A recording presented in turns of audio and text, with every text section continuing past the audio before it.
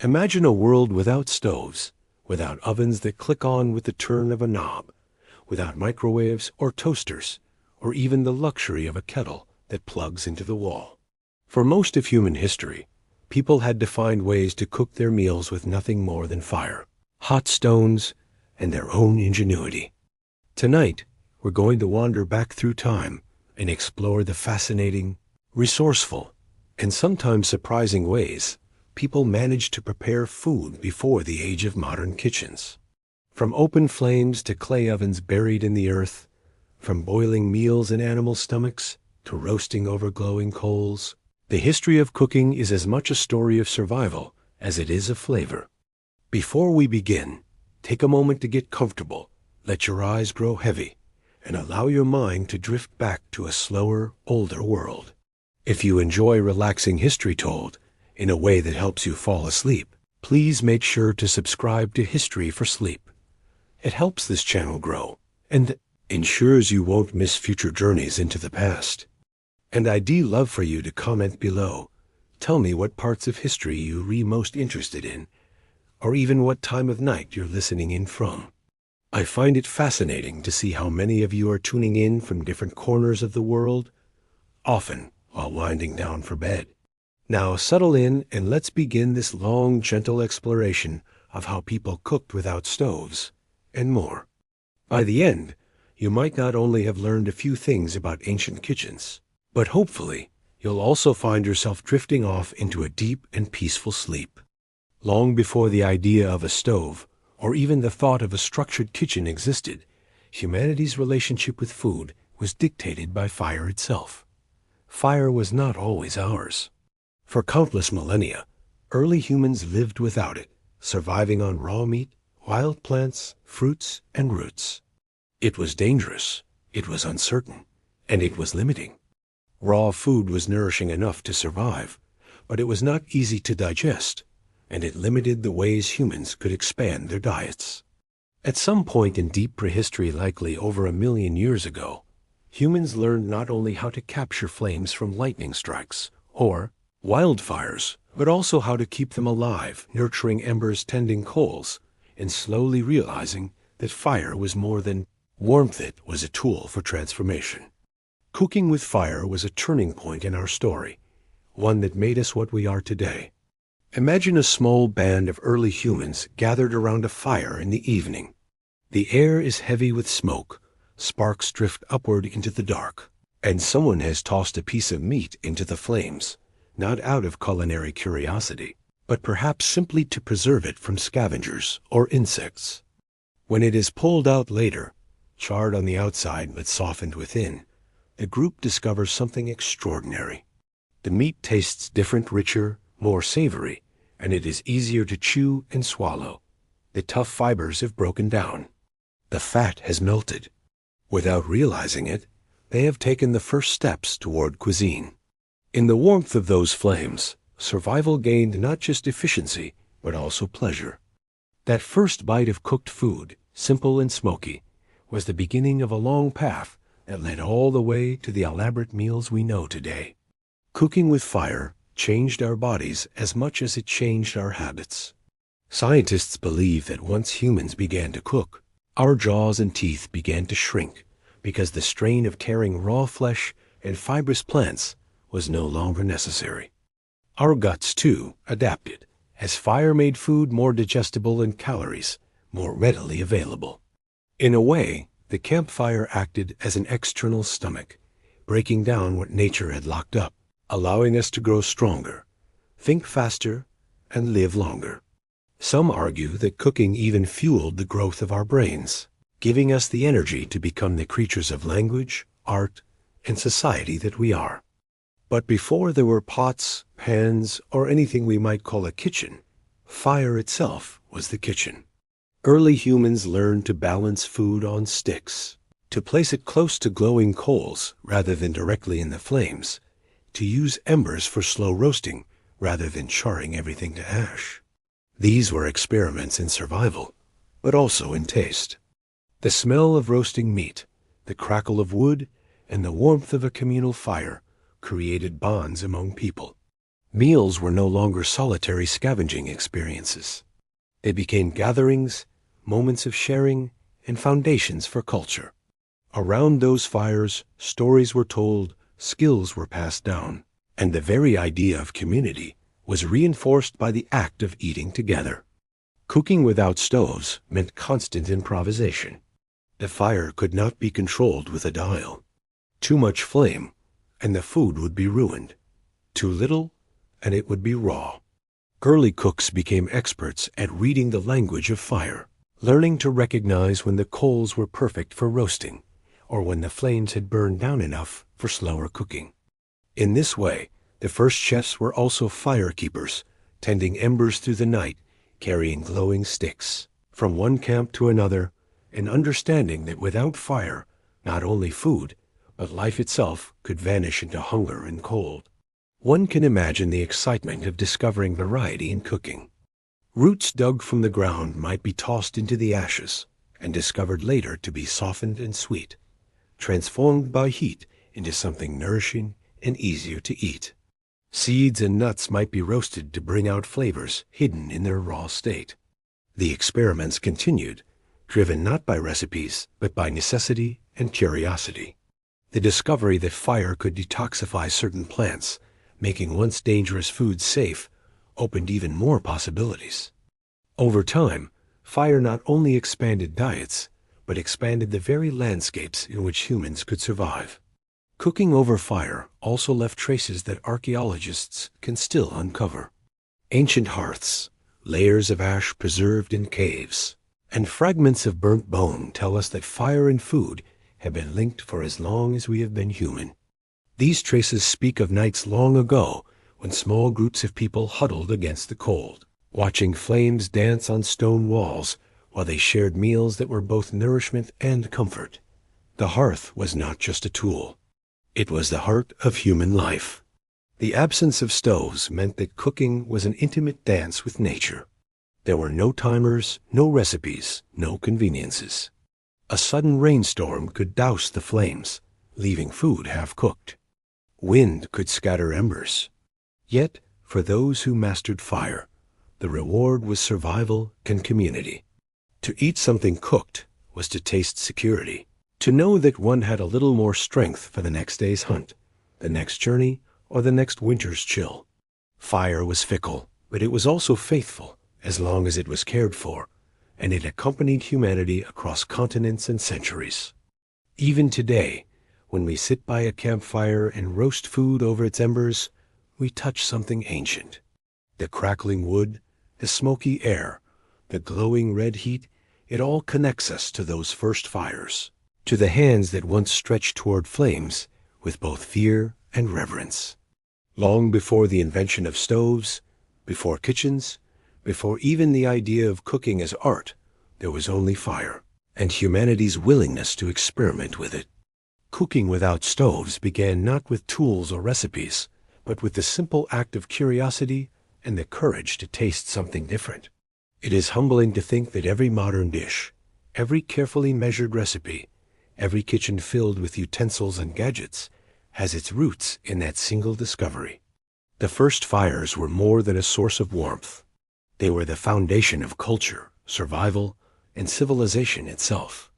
Without them, there would have been no path forward. Cooking, in its earliest form, was as much about survival as it was about community. And though those first meals were simple and primitive, they carried within them the seeds of everything to come.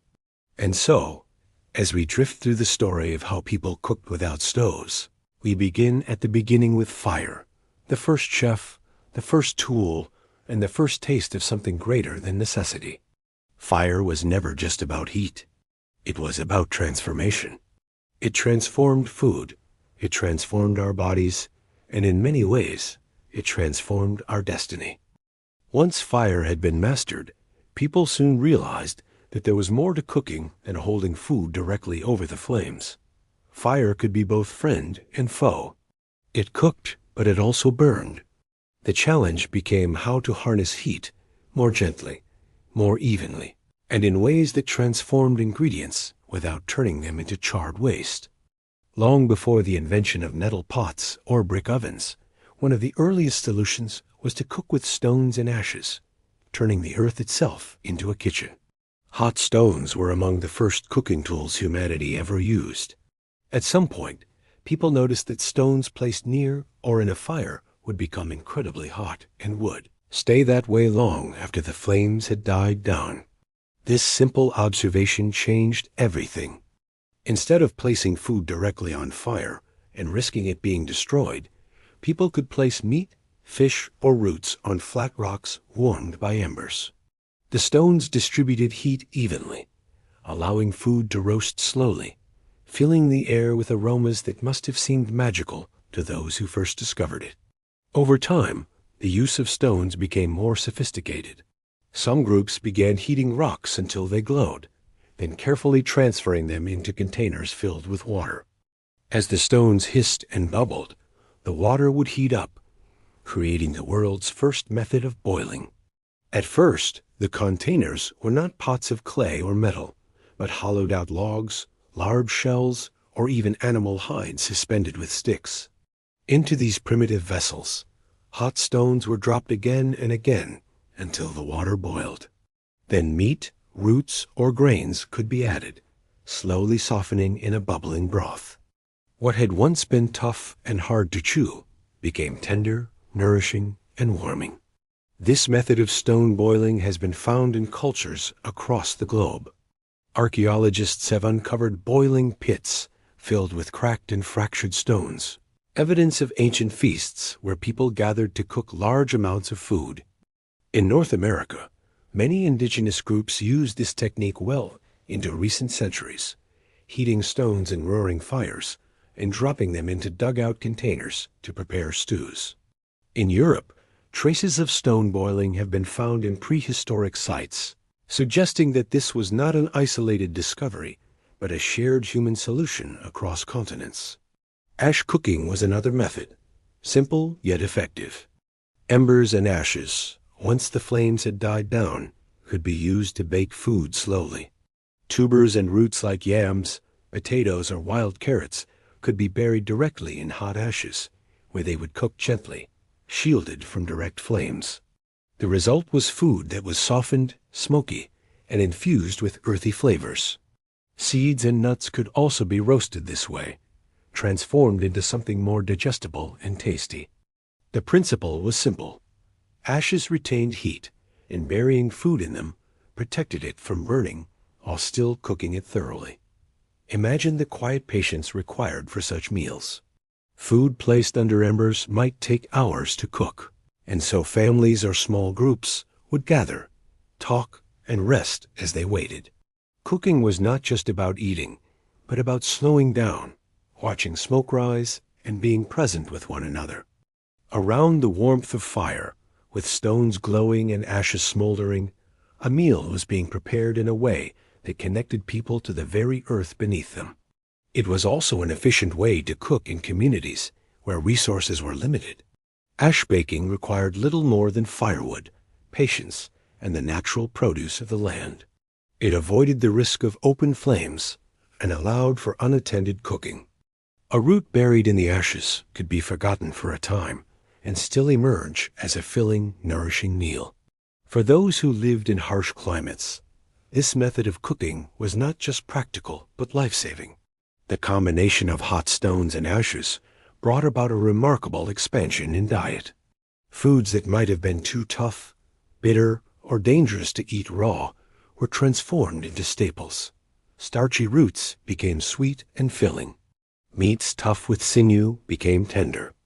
Even shellfish and other delicate foods could be wrapped in leaves and cooked beneath stones or in embers, creating flavors and textures that raw eating could never provide.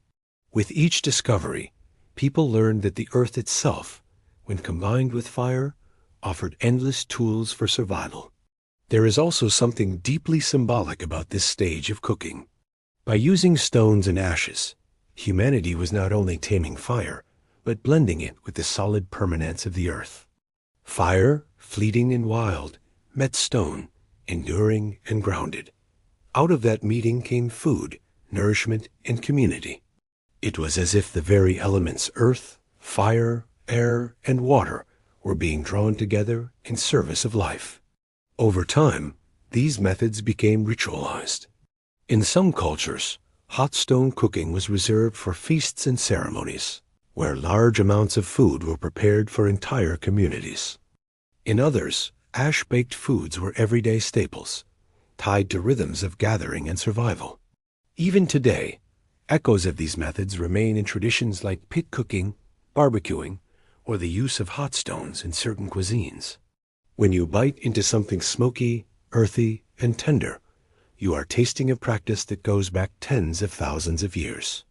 It is easy to forget, in an age of instant meals and precise appliances, how much patience was once woven into every bite. Cooking with stones and ashes was slow, deliberate, and often unpredictable.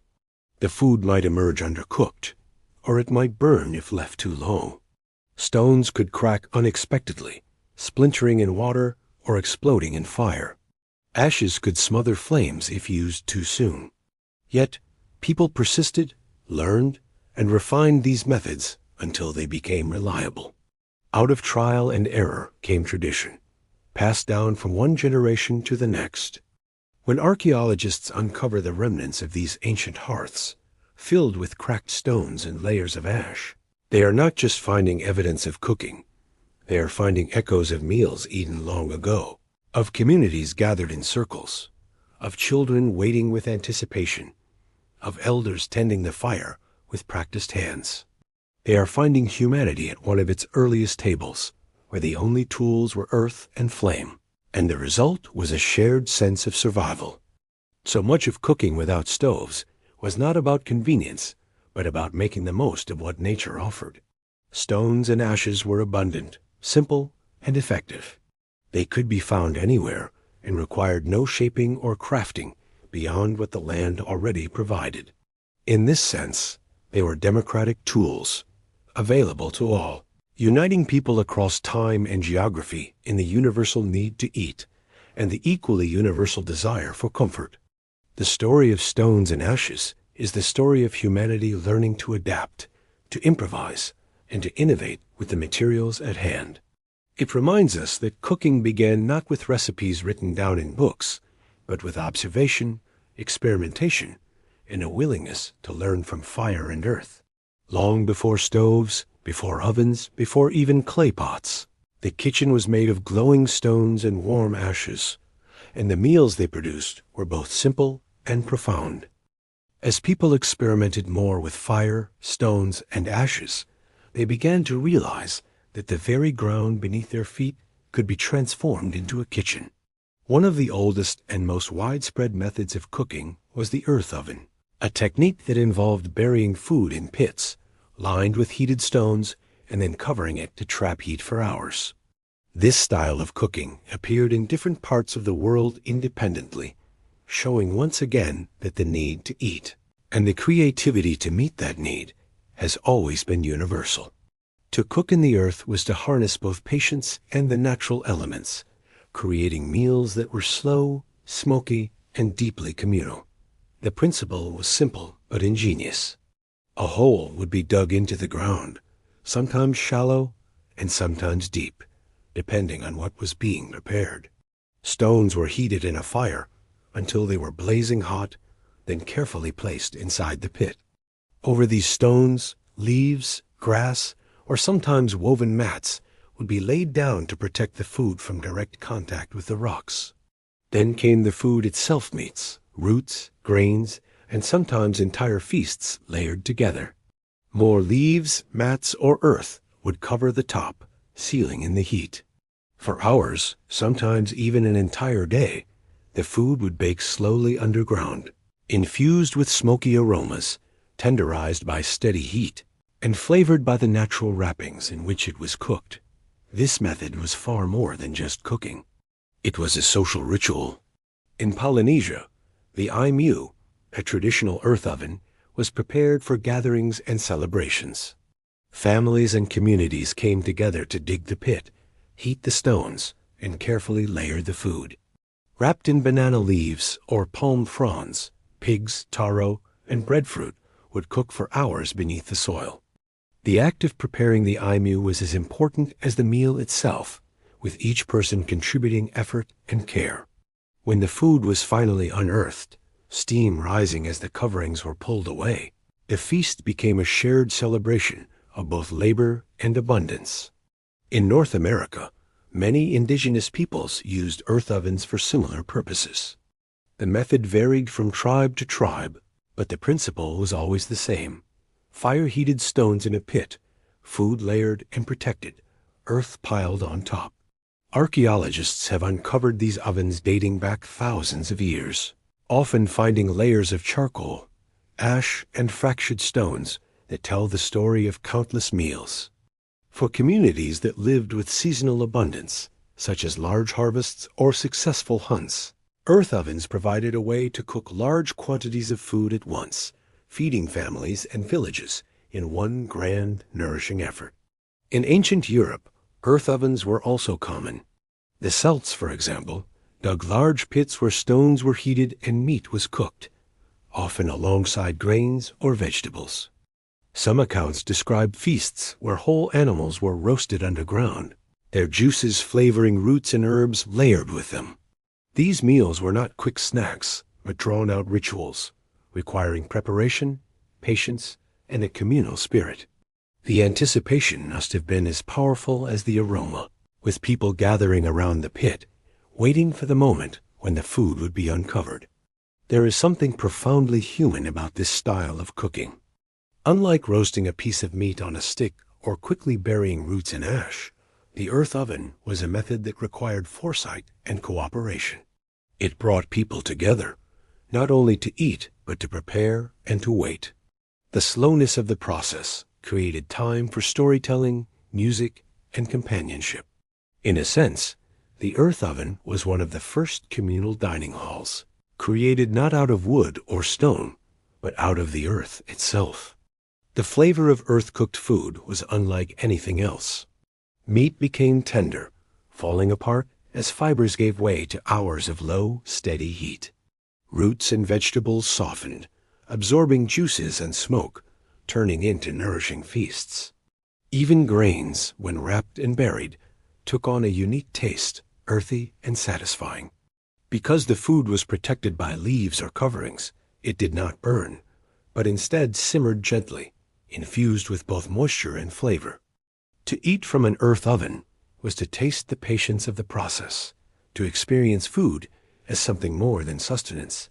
It became memory, ritual, and meaning. Cooking in the earth also held symbolic power.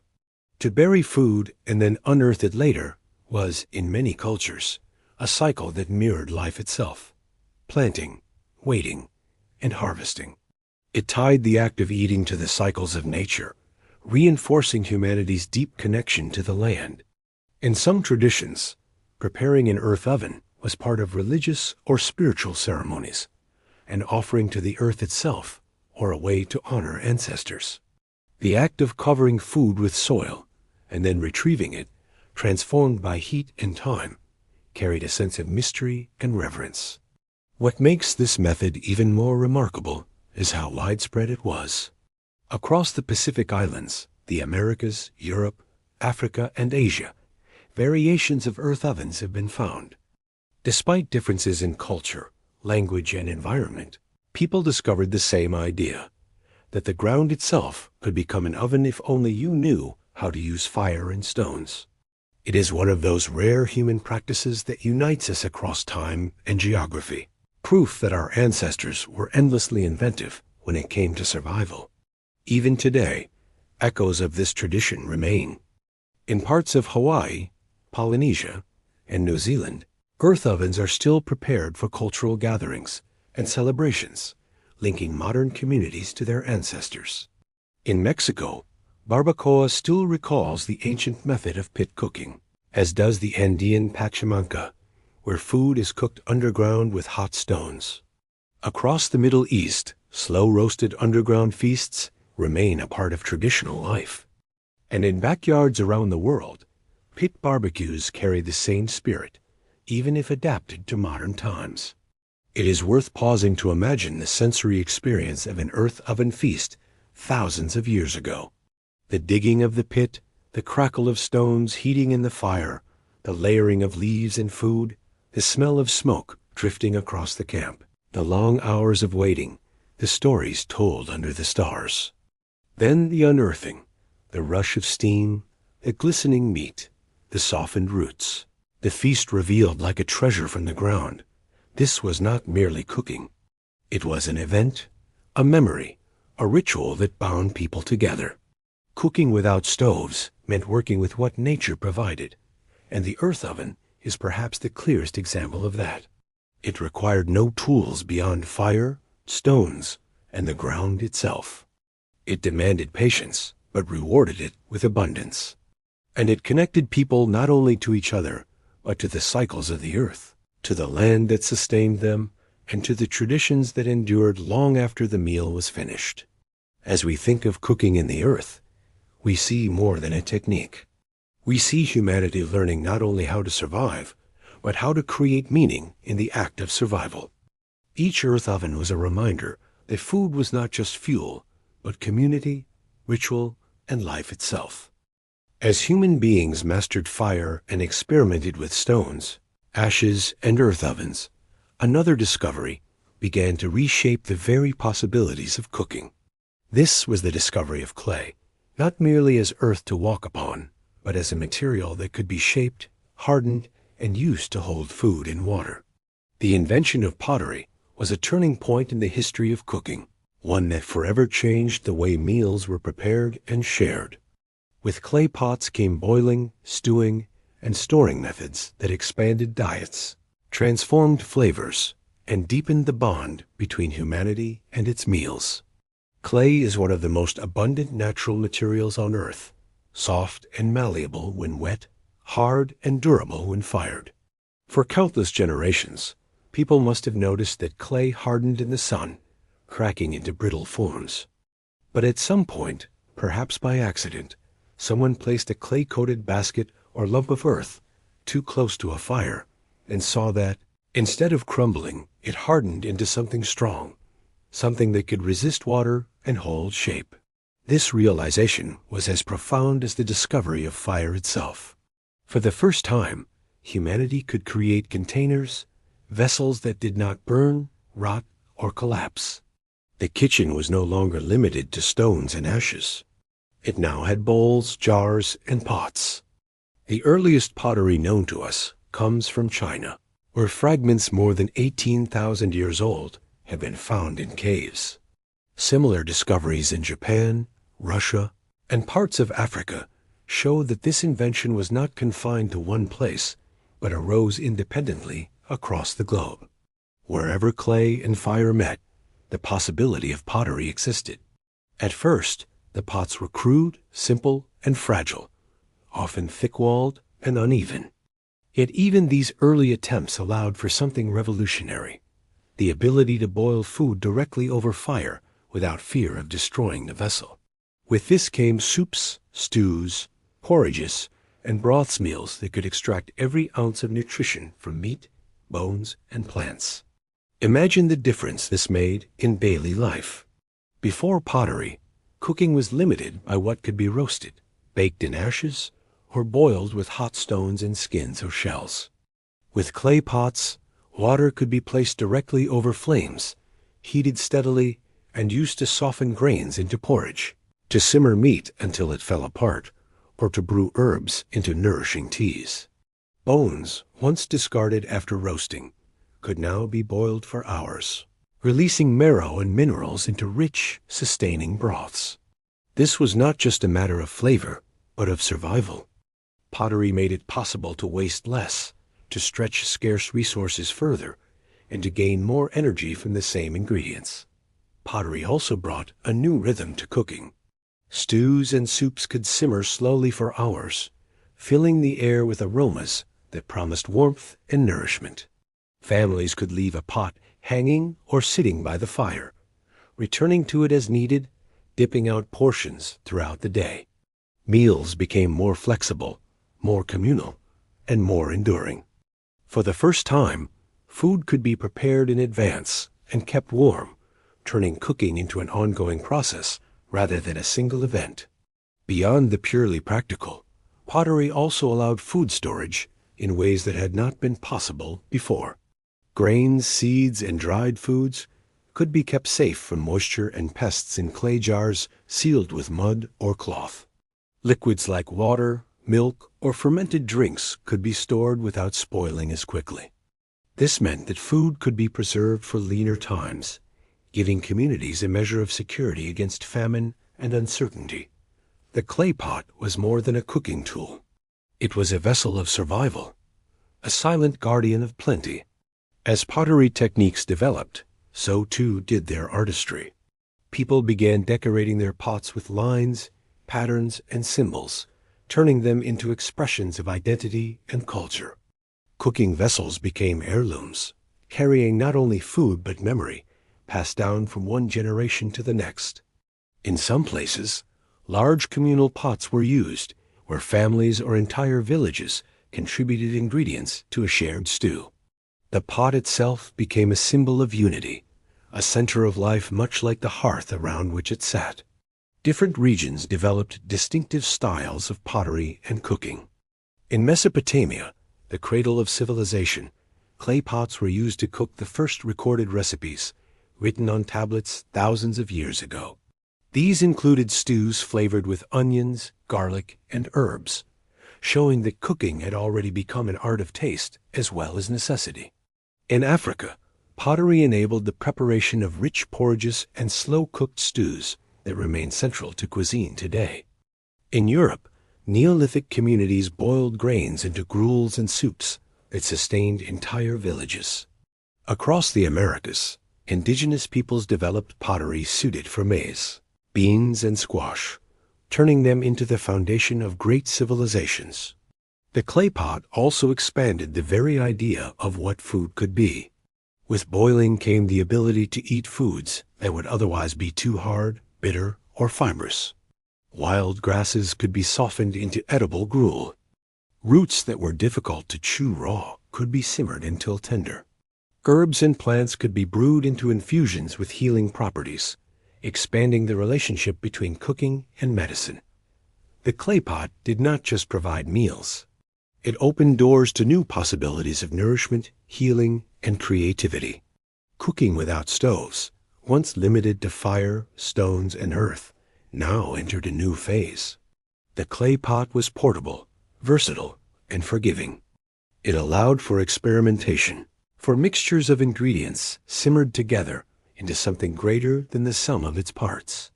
It encouraged seasoning, as cooks discovered that herbs and spices could release their essence into water and enrich every bite. It laid the foundation for cuisine, not merely cooking for survival, but cooking for pleasure, memory, and identity. We can picture a village thousands of years ago, with clay pots bubbling quietly over open fires. The smell of broth rising into the air, children dipping bread or roots into the warm liquid, elders stirring slowly with wooden spoons. In the background, the crackle of flames, the murmur of conversation, the steady rhythm of daily life.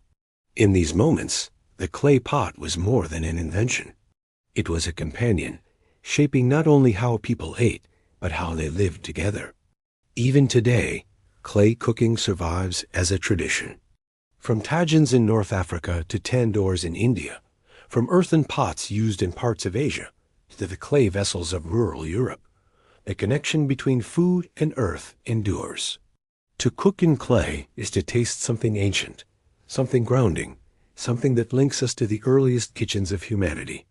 It reminds us that long before stoves, long before modern tools, the earth itself provided the vessels we needed, shaped by hand and strengthened by fire. The first pots were humble, uneven, and fragile, but they carried within them the seeds of countless meals, countless communities, and countless traditions. They marked the beginning of a new chapter in the story of cooking without stoves, one where ingenuity, patience, and craft transformed not only ingredients, but the very rhythm of life. With clay and mud, humanity found a way to hold fire's gift, to extend it, and to share it in forms that endure even now.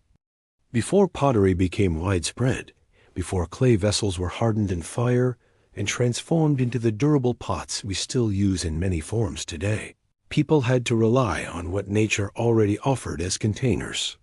Some of the most creative and surprising solutions came not from plants or stones, but from the animals that humans hunted and raised.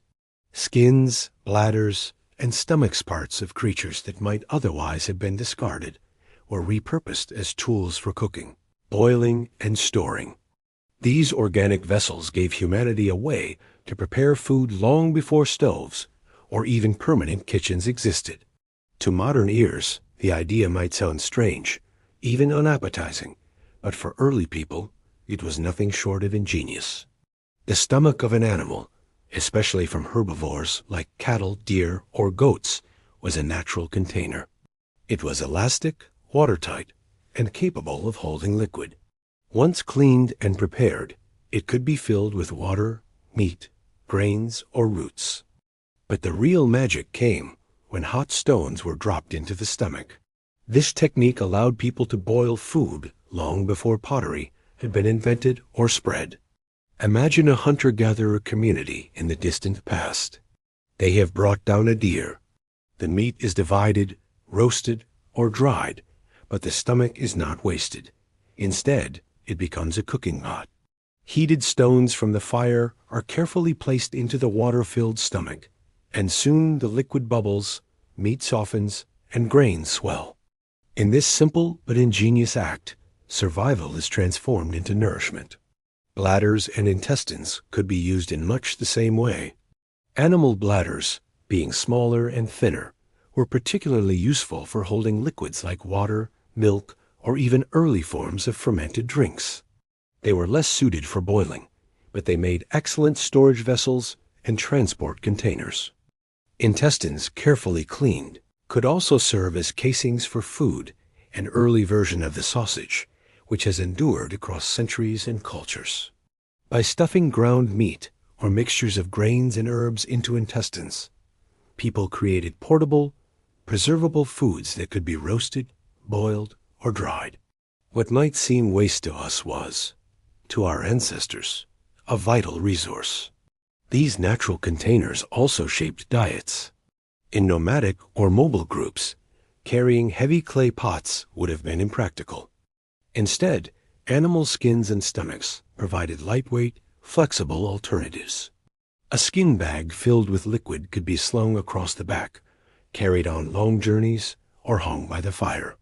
Goat skins, in particular, became common containers in many parts of the world, used for water, wine, or milk. Even as pottery spread, skin containers remained popular for their portability. In ancient Greece and Rome, wine skins made from goats or sheep were common, while in the Middle East, leather bags carried milk for fermenting into yogurt or kefir. Cooking without stoves meant cooking with whatever was at hand, and animals provided more than just meat. They provided the very vessels that made cooking possible. In colder climates, animal skins served as more than cooking tools. They were essential survival gear. A skin bag filled with hot stones and water became an improvised cooking pot, but also doubled as a source of warmth. On freezing nights, a warmed water skin could be tucked into bedding, much like a modern hot water bottle. This blending of practicality shows how resourceful early humans were, always finding multiple uses for the same object. Nothing was wasted. Every part of the animal had a purpose, whether for clothing, shelter, tools, or cooking. One can picture a group of travelers or hunters stopping for the night. A fire is built, stones are heated, and food is prepared not in pots, but in skins and stomachs. The air fills with the smell of boiling broth, earthy and rich. People gather close, sharing the meal straight from the vessel, dipping in hands or carved wooden spoons. The sound of stones hissing in liquid, the steam rising into the night, the laughter and storytelling that accompanies the meal, all of these are echoes of a life lived with simplicity and adaptation. To those who lived it, this was not crude or unpleasant. It was life, ingenuity, and survival made tangible. The use of animal containers was not only practical, but also left its mark on culture. Sausages, born from the use of intestines as casings, became a staple food across civilizations. The earliest written references to sausages appear in Mesopotamia and Greece, where mixtures of meat and grain were encased and cooked. Over time, they developed into countless regional varieties, from blood sausages to spiced links, showing how necessity gave rise to culinary tradition. Bladders and skins, once used for cooking and storage, also became part of ritual life. In some cultures, bladders filled with air were used in celebrations, while stomachs became symbolic in feasts and offerings. There is also a kind of poetry in the way these natural vessels worked with fire. The stomach, once a place where an animal digested food, became the place where humans cooked theirs. The cycle of life turned inward, transformed through fire and creativity. The body of the animal became not only nourishment, but also the means by which that nourishment was prepared. It is a reminder of how deeply humans were tied to the animals they depended upon, not only as hunters, but later as herders and shepherds. To cook in an animal's stomach was to acknowledge the fullness of that relationship, one where nothing was wasted and everything was honored. Even after pottery became widespread, the traditions of cooking in skins and stomachs did not disappear. Highland shepherds in Scotland and Ireland boiled oats or meats in sheep stomachs long after clay pots were common, giving rise to dishes like haggis. In parts of Central Asia, nomadic peoples continued to use stomachs and skins for fermenting milk or preparing stews, as clay was too fragile to carry across open steppes. In Africa and the Middle East, goat skins remained vessels for transporting water and cooking by fire. These traditions persisted because they worked, because they were adapted to lifestyles where mobility and resilience mattered more than convenience. Cooking without stoves, when thought of in this way, was not primitive but deeply resourceful. It asked people to see the world differently, to recognize that even the most unexpected materials could become tools. The stomach of an animal was not simply waste. It was a pot, a vessel, a container of life. The bladder was not simply discarded. It was a bag for water, a skin for wine, a container for survival. And intestines, once part of the cycle of digestion, became the cradle of flavors, carrying traditions of sausage making that endure to this day. When we look back at these methods, it is tempting to imagine them as rough, unrefined, or even unpleasant. But to those who lived them, they were simply part of life, as natural as the fire or the stone. They were solutions crafted from necessity, answers to the eternal question of how to turn raw ingredients into meals that could sustain life. In their creativity, they remind us that the kitchen was never only about tools or technology, but about imagination and survival. As we drift through these stories, we see a world where cooking without stoves meant cooking with the body of the land and the animals that shared it. Fire provided heat, stones provided endurance, and animals provided vessels. Together, these elements created a kitchen without walls, without utensils, without recipes, but full of ingenuity. In the stomach, the bladder, the skin, people found not just containers, but possibilities, and in those possibilities, they found nourishment enough to carry them into the next day. Bread feels so ordinary to us today that it is easy to forget just how remarkable it truly is. A mixture of ground grain and water, sometimes leavened, sometimes not, baked into something that can be held, carried, shared, and stored. It is one of the oldest prepared foods in human history, and for countless cultures, it became the very symbol of sustenance. Yet, bread did not begin in ovens or on stoves. Long before ovens were invented, before brick hearths or iron pans, bread was made in simpler ways on stones, in ashes, and with the most basic tools of fire and patience. The story of bread before ovens is the story of survival, invention, and the universal human desire for something nourishing and comforting. The first breads were little more than flatbreads, created by accident or necessity. Imagine someone thousands of years ago, grinding wild grains between stones, mixing the flour with water, and leaving the dough to rest in the sun. Left long enough, it would dry into a hard, brittle cake. Placed near fire, it would soften, crisp, and develop a nutty, toasted flavor. From such small accidents, entire traditions were born. Archaeological evidence suggests that humans were making bread-like foods at least 14,000 years ago, long before the advent of agriculture. Hunters and gatherers collected wild grains, ground them by hand, and turned them into small flatbreads, roasted on stones heated by fire. Cooking without stoves meant improvisation, and flatbreads were ideal for this. A smooth, heated rock placed near a fire became a perfect griddle. Dough flattened into thin rounds could be pressed onto the stone, sizzling gently, then flipped to cook on the other side. The result was a simple bread, warm and filling, that could be eaten plain or used to scoop other foods. In this way, bread was not just food but a utensil, a way of carrying and holding meals when bowls and spoons were scarce. This dual role as both nourishment and tool gave bread a special place in daily life. Ash baking was another early method. Balls of dough could be buried directly in hot ashes and embers, left to bake slowly, and then brushed off when ready. Though crude, this method produced soft, smoky breads that carried the flavor of fire itself. For people with no pots, no pans, and no ovens, it was a reliable way to turn grain into something sustaining. Even today, echoes of this tradition remain. In parts of the Middle East, India, and Africa, breads are still cooked directly in ashes or against the walls of clay hearths, connecting the modern table to ancient firesides. As agriculture spread and grains became more abundant, bread evolved into a staple food, eaten daily by entire communities. Different cultures developed unique methods of preparing and cooking it, but the principle remained the same: flour, water, and heat. In ancient Egypt, bread became so central that it was used as currency, offerings to the gods, and even provisions for the afterlife. Hieroglyphs depict bakers mixing dough-shaping loaves and cooking them in clay structures. But even before those ovens appeared, simpler breads must have been made on stones and in ashes, just as they were by countless peoples across the world.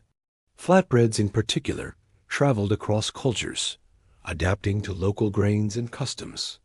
In the Middle East, early versions of pita were baked against hot surfaces, puffing up into soft rounds. In India, chapati and roti were cooked on flat stones or metal plates set over fire. In Mesoamerica, maize was ground and shaped into tortillas, pressed thin and cooked on hot griddles known as comals. Each culture had its own version, but all were born from the same principle: bread made without ovens, cooked simply with fire and ingenuity. Bread was not just nourishment, it was community. Making bread required gathering grains, grinding them, mixing dough, and cooking it. These were often shared tasks, bringing people together. Women, children, and elders all contributed, passing down knowledge through generations. Bread was eaten at every meal, carried on journeys, stored for times of scarcity. Its simplicity made it universal, and its universality made it sacred. In many cultures, bread became more than food. It became a symbol of life itself. To break bread was to share existence, to extend hospitality, to form bonds that were deeper than hunger. The absence of ovens did not make bread crude or limited. In fact, it allowed for a wide variety of forms. Some breads were thick and chewy, others thin and crisp. Some were cooked quickly on hot stones, others buried for hours in embers. Some were flavored with seeds, herbs, or honey, while others were plain and austere. Each culture shaped bread to its needs, using the simplest tools at hand. And in each case, the result was something that carried both sustenance and meaning. Imagine sitting by a fire thousands of years ago. The sound of grain grinding between stones, the rhythmic motion of hands kneading dough, the soft hiss as bread touches hot rock. The smell of toasted grain drifts into the air, mingling with smoke. When the bread is ready, it is shared by all, torn by hand, eaten with meat, stew, or vegetables. There are no plates, no cutlery, only bread passed from one person to another, a circle of nourishment and companionship. In these moments, bread was more than food, it was a bond. Even today, the traditions of early bread-making endure. Nomadic groups in Central Asia cook breads on metal griddles over open flames. In rural Africa, dough is pressed into ashes and baked as it was thousands of years ago. Campers around the world wrap dough around sticks and roast it over fires, unknowingly repeating the gestures of their ancestors. These simple breads, made without ovens, carry with them the echoes of humanity's earliest kitchens, reminding us that cooking has always been about creativity, resourcefulness, and the desire to share. Bread before ovens was not perfect. It could be uneven, sometimes burned, sometimes undercooked. It lacked the fluffiness or uniformity of modern loaves. But it was filling, portable, and adaptable. It turned raw grain into something edible, transformed hard kernels into soft nourishment. It carried people through winters, famines, and journeys. It became, in many ways, the foundation of civilization, because where bread was made, agriculture was sustained, and where agriculture was sustained, settlements grew. Cooking without stoves meant relying on the most basic tools: fire, stone, and patience. Yet from these humble beginnings, bread emerged as one of the greatest creations of all. It was a way of turning the gifts of the earth into something greater, something that could be shared, remembered, and celebrated. Before ovens, before bakeries, before recipes, there was simply bread flat, smoky, warm from the fire, and eternal in its place at the heart of human life. Few images are as deeply rooted in our imagination of the past as meat roasting over a fire. It is one of the simplest, most primal methods of cooking, and yet it has endured across thousands of years, evolving into countless traditions and flavors. Long before stoves or ovens, before the invention of pottery or the refinement of recipes, people discovered that fire transformed meat in a way that made it not only edible, but delicious. The sight of flames licking at meat, the crackle of fat dripping onto coals, the smell rising into the night air, all of it has been part of human survival and celebration since the earliest times. The earliest attempts at roasting meat were likely accidental.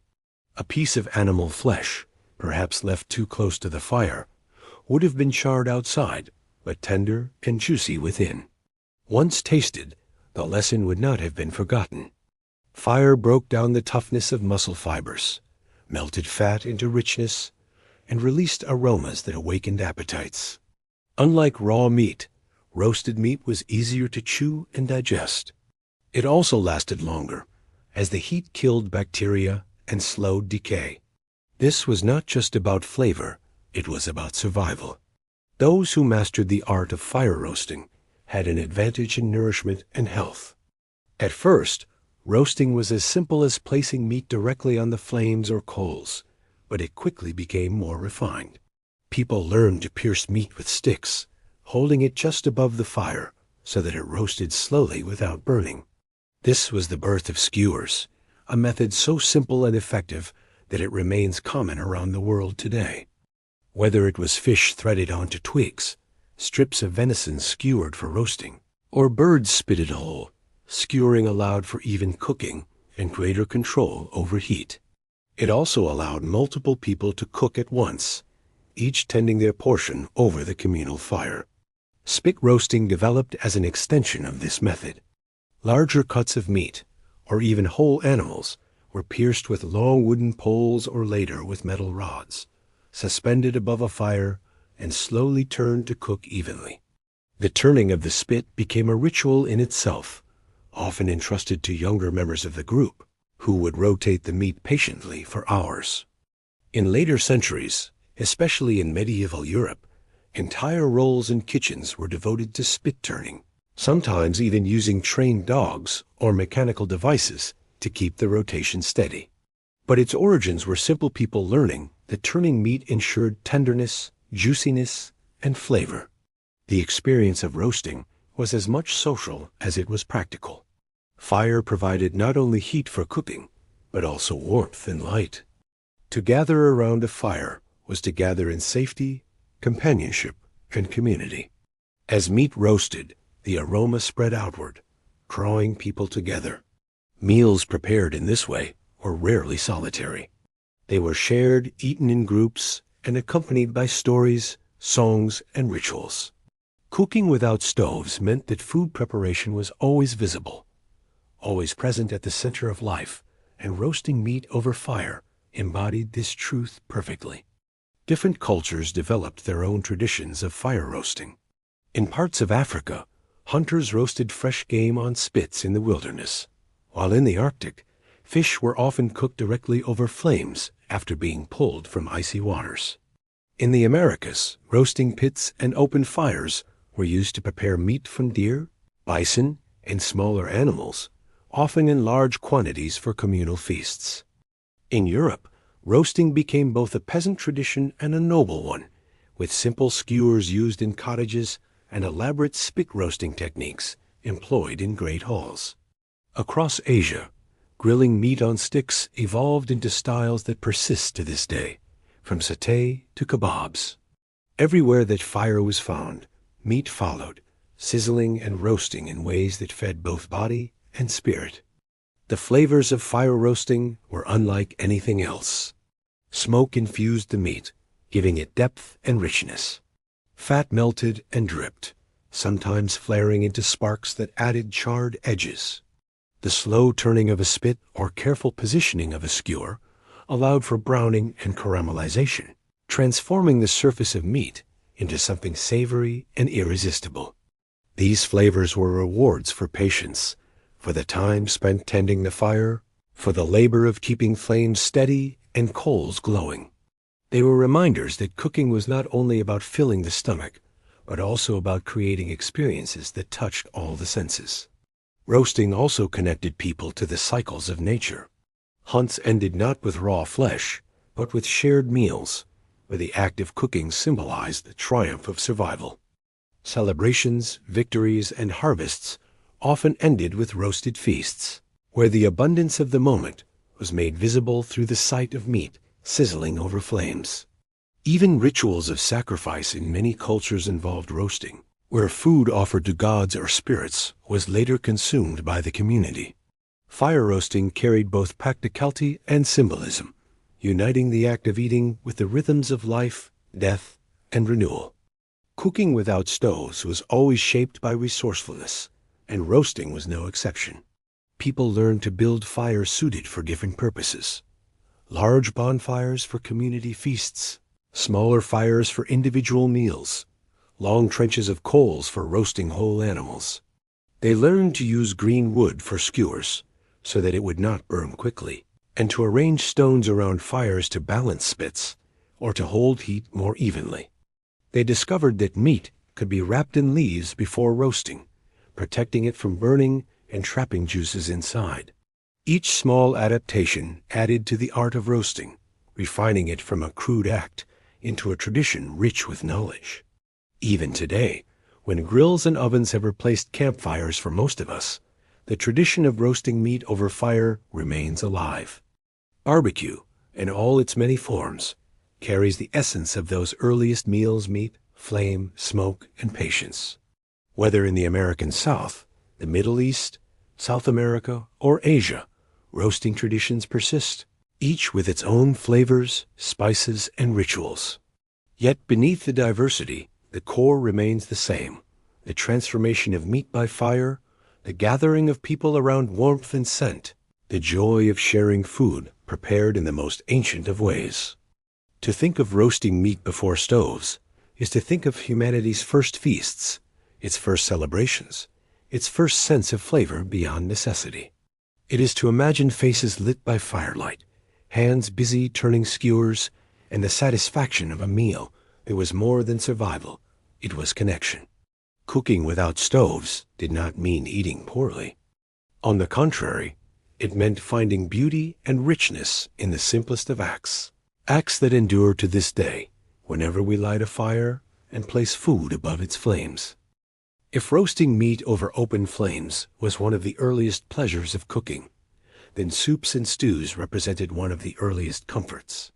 Long before stoves, kitchens, or recipes, the idea of simmering ingredients together in liquid created meals that were warming, filling, and endlessly adaptable.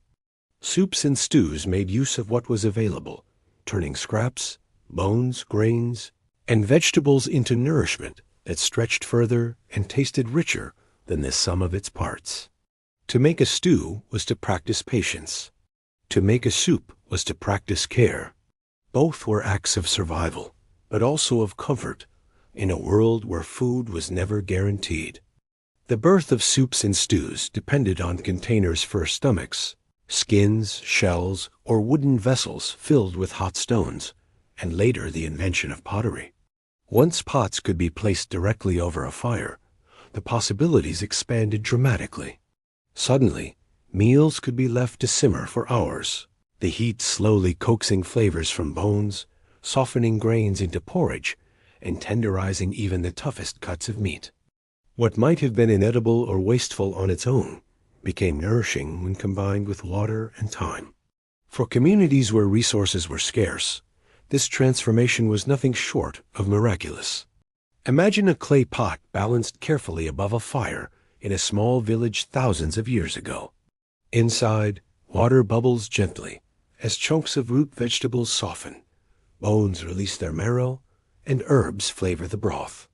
The smell drifts through the air, mingling with wood smoke, signaling to everyone nearby that a meal is slowly taking shape. There is no rush. Soups and stews were not quick meals. They were slow, deliberate, and forgiving. They allowed families to cook while working on other tasks, returning occasionally to stir or add more ingredients.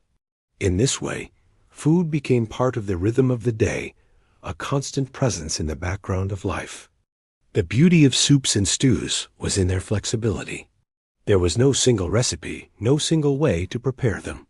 Whatever was available went into the pot. A bit of meat from the hunt, wild herbs gathered nearby, grains left from harvest, roots dug from the earth, all could be combined. Stews allowed people to make the most of limited resources, to ensure that nothing went to waste. Even bones that might otherwise have been discarded became valuable, simmered until every bit of flavor and nutrition was drawn out. This practice gave rise to broths, which were not only filling but healing, providing warmth and strength in times of illness or exhaustion. Across cultures, soups and stews became central to daily life. In East Asia, early porridges made from rice or millet were staples, eaten by farmers, families, and rulers alike. In the Middle East, lentils and beans simmered with herbs created dishes that sustained people through lean times and feasts alike. In Africa, stews made from grains, vegetables, and sometimes meat or fish became the heart of communal meals. In Europe, gruels and pottages, thick, hearty mixtures of grains, vegetables, and broth were eaten daily by peasants for centuries. And in the Americas, indigenous peoples used maize, beans, and squash in stews that fed communities for generations. What made soups and stews so special was not just their sustenance, but their ability to bring people together. A large pot of stew could feed many, with each person receiving a share. The act of dipping into the same pot, of sharing the same broth, reinforced bonds within families and villages. Cooking without stoves meant meals were often prepared communally, over open fires that everyone gathered around. Stews, more than almost any other dish, symbolized unity. They were meals of sharing, of stretching, of making do, and of turning scarcity into abundance. The flavors of soups and stews were also transformative. Ingredients that were bland on their own became rich when combined. A handful of herbs could elevate a simple broth. A pinch of salt when it was available, deepened flavors. Over time, cooks learned to build layers of taste, adding ingredients at different moments to balance texture and aroma. Though recipes were not written down, knowledge was passed through generations, each pot of stew carrying with it the memory of countless meals before. In this way, soups and stews were not just food but tradition, continuity, and heritage. Stews also had a practical advantage. They were filling and easy to digest. Liquids stretched solid ingredients further, ensuring that more mouths could be fed. The warmth of broth soothed in cold weather, comforted the sick, and strengthened the weary. Soups were often the first food given to children and the last food offered to the elderly, gentle and sustaining at every stage of life. They were, in many ways, the most democratic of meals, suitable for everyone, adaptable to every situation, and always ready to nourish. Cooking without stoves required ingenuity in managing heat. Pots could be suspended over flames, nestled among embers, or placed on flat stones heated by fire. Stews benefited from steady, low heat, so cooks learned to bank coals, to shift pots closer or farther from flames, to cover them partially for slow simmering. These skills were part of everyday knowledge, passed down through practice rather than instruction. The art of keeping a fire at the right temperature was as important as the ingredients themselves. In this sense, stews were as much about tending the fire as they were about tending the pot. The symbolism of soups and stews also grew over time.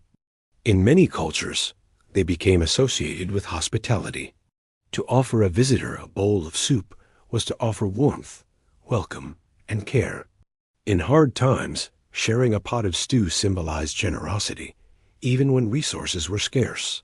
In good times, it symbolized abundance, with pots brimming over with meat, vegetables, and spices. In both cases, soups and stews were not only meals but messages, carrying meanings of community, kindness, and survival. Even today, their legacy endures. Chicken soup remains a global symbol of comfort and healing. Stews, from Irish lamb stews to Moroccan tagines, from Hungarian goulash to Brazilian feijoada, remain tied to identity and tradition. The slow simmer of a pot on the stove today echoes the same rhythms of ancient firesides, connecting us across centuries to those who stirred their own pots with wooden spoons, waiting patiently for flavors to deepen. Soups and stews remind us that cooking without stoves was not a limitation but a foundation.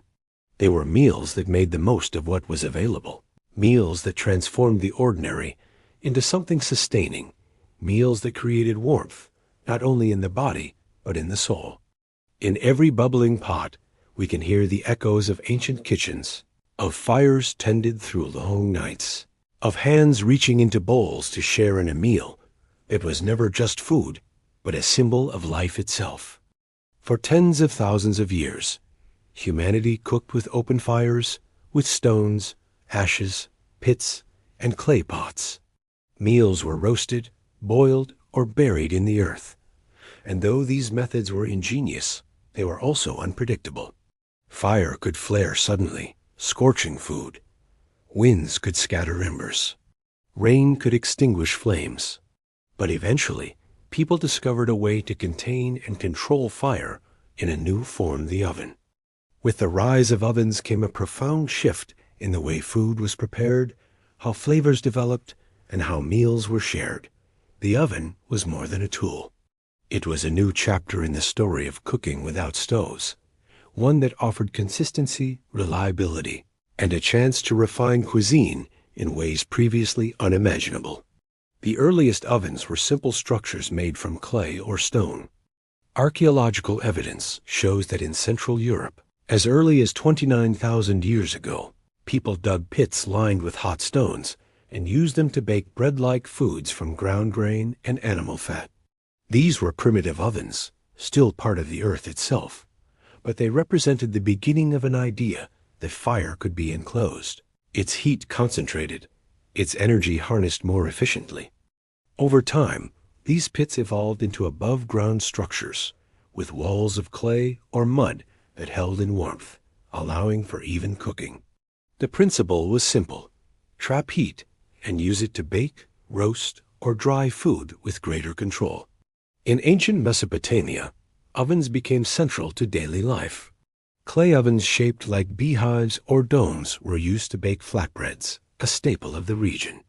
These ovens, sometimes built into the walls of homes or set up in communal spaces, could reach high temperatures and retain heat for hours.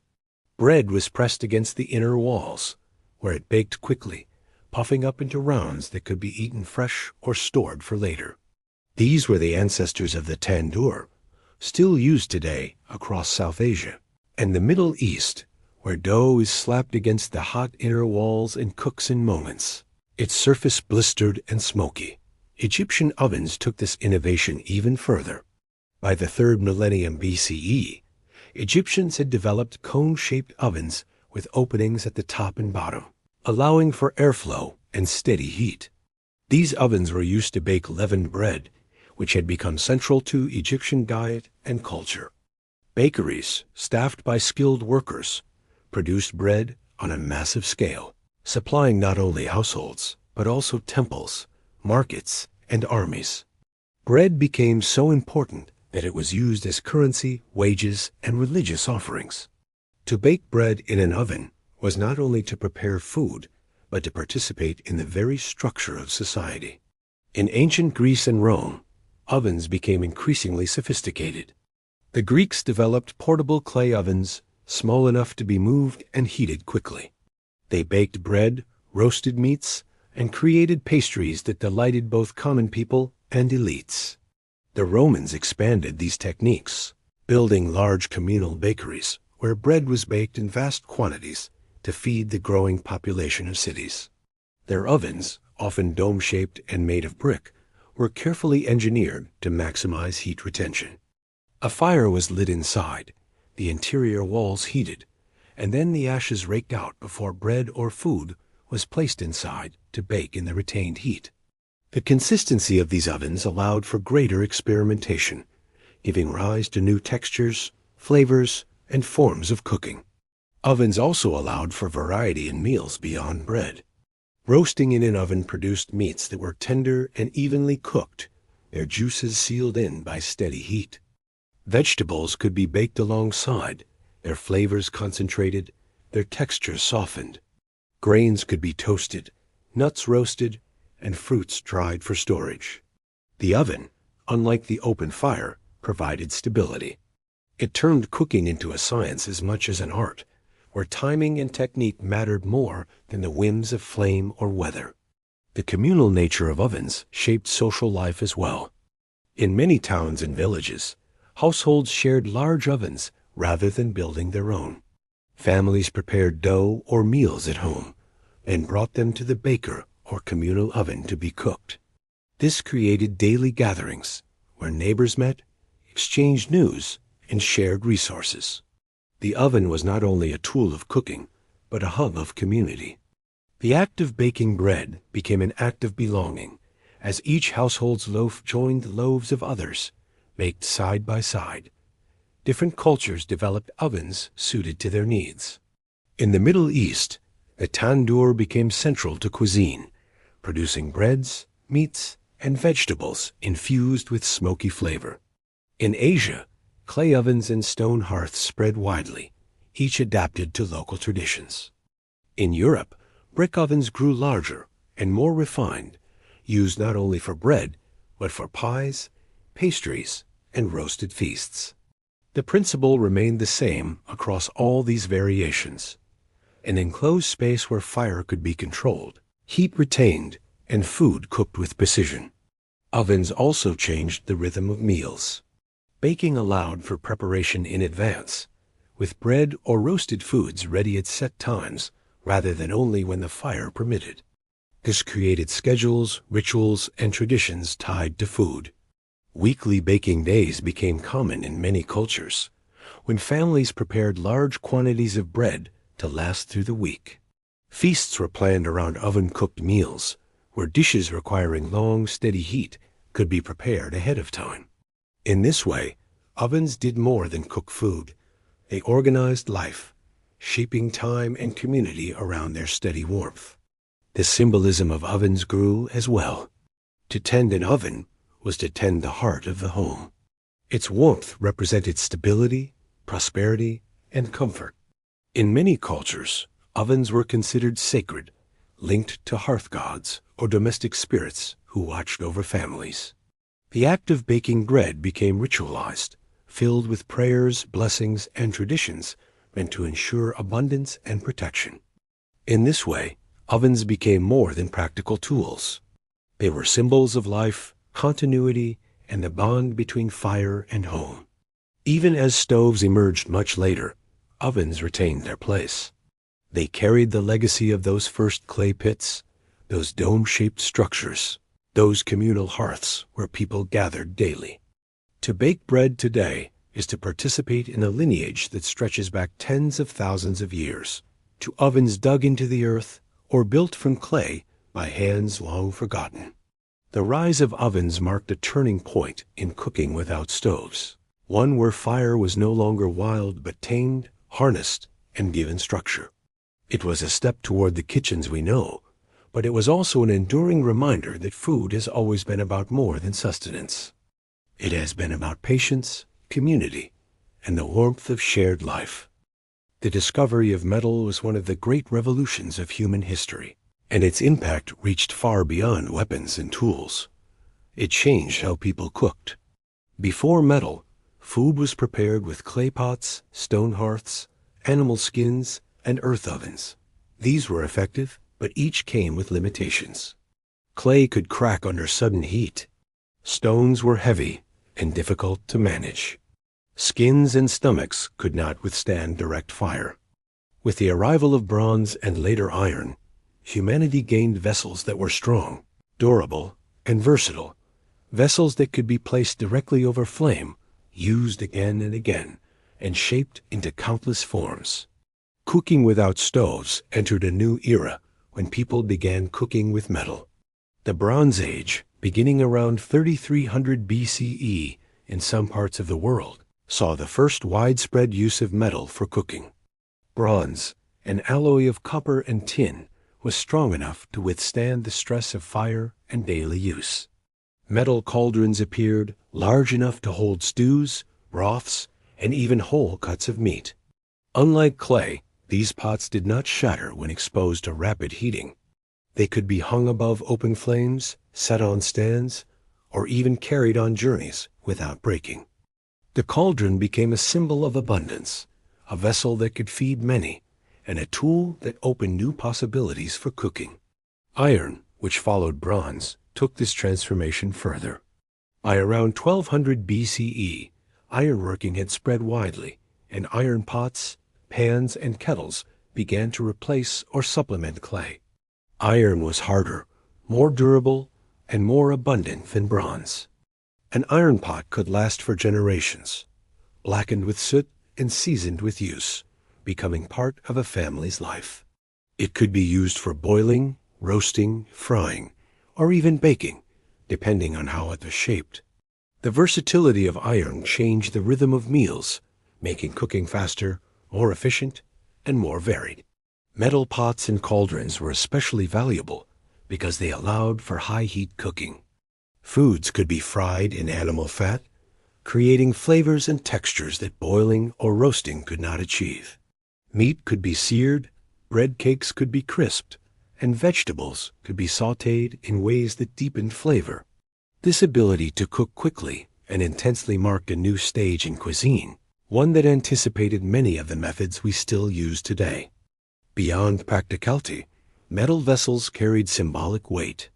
In Celtic and Norse cultures, great cauldrons were associated with wealth, power, and even magic.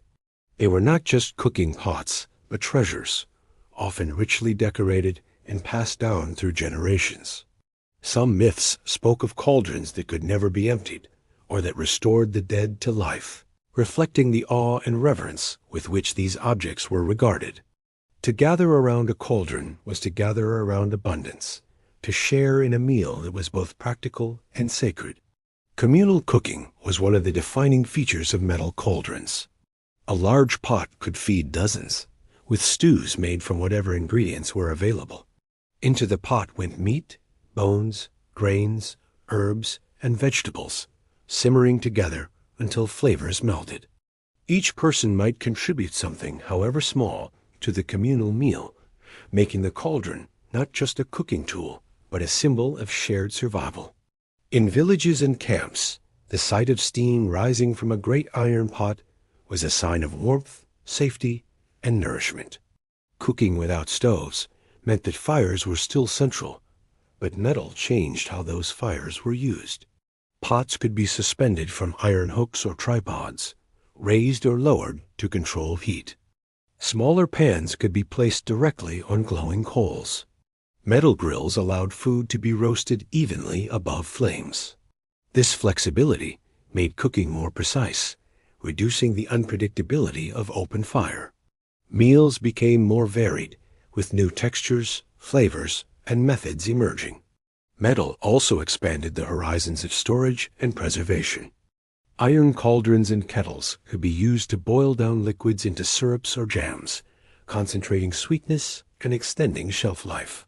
Large pots could be used for brewing beer, fermenting grains into drinks that not only provided calories, but also safe hydration in places where water might not always be reliable. In this way, metal cooking vessels shaped not only what people ate, but what they drank, linking cuisine to celebration and ritual. The durability of metal meant that pots and pans became heirlooms. A well-used cauldron might serve a family for centuries, patched and repaired as needed, but never discarded. These vessels absorbed the history of meals, seasoned by smoke, soot, and use. Cooking without stoves was always tied to the fire, but with metal, the fire became more manageable, more adaptable, and more permanent. The vessel itself became part of the family, carrying memory and tradition in its blackened surface. Cultural variations of metal cooking spread across the world. In China, bronze vessels known as ding were used for ritual feasting and cooking, often decorated with elaborate designs and symbols. In India, brass and copper pots became central to daily life, used for boiling rice, cooking curries, and preparing ritual offerings. In Europe, iron cauldrons were hung over hearths in castles, cottages, and inns alike, bubbling with pottages that sustained both rich and poor. Across Africa, metal pots replaced clay in many regions, becoming essential for cooking grains, stews, and sauces. Each culture adapted metal to its needs, but all shared in its durability and versatility. The introduction of metal also influenced social structures. Blacksmiths, capable of crafting these valuable tools, became central figures in communities. Their skill ensured that families had the vessels they needed to survive and thrive. A pot or cauldron was not just a household item, it was a sign of status, a marker of stability, and sometimes a gift of great importance. In some cultures, the cauldron represented hospitality itself. A home with a pot always simmering was a home where guests were welcome. Even today, the echoes of this era remain.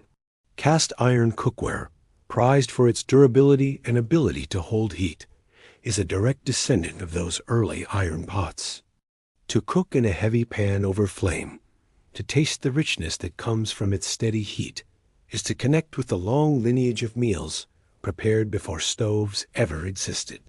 The cauldron, the kettle, the pan all carry with them the memory of a time when fire and metal together shaped the daily life of humanity. Cooking with metal was a turning point in the story of food. It allowed for greater variety, greater precision, and greater abundance.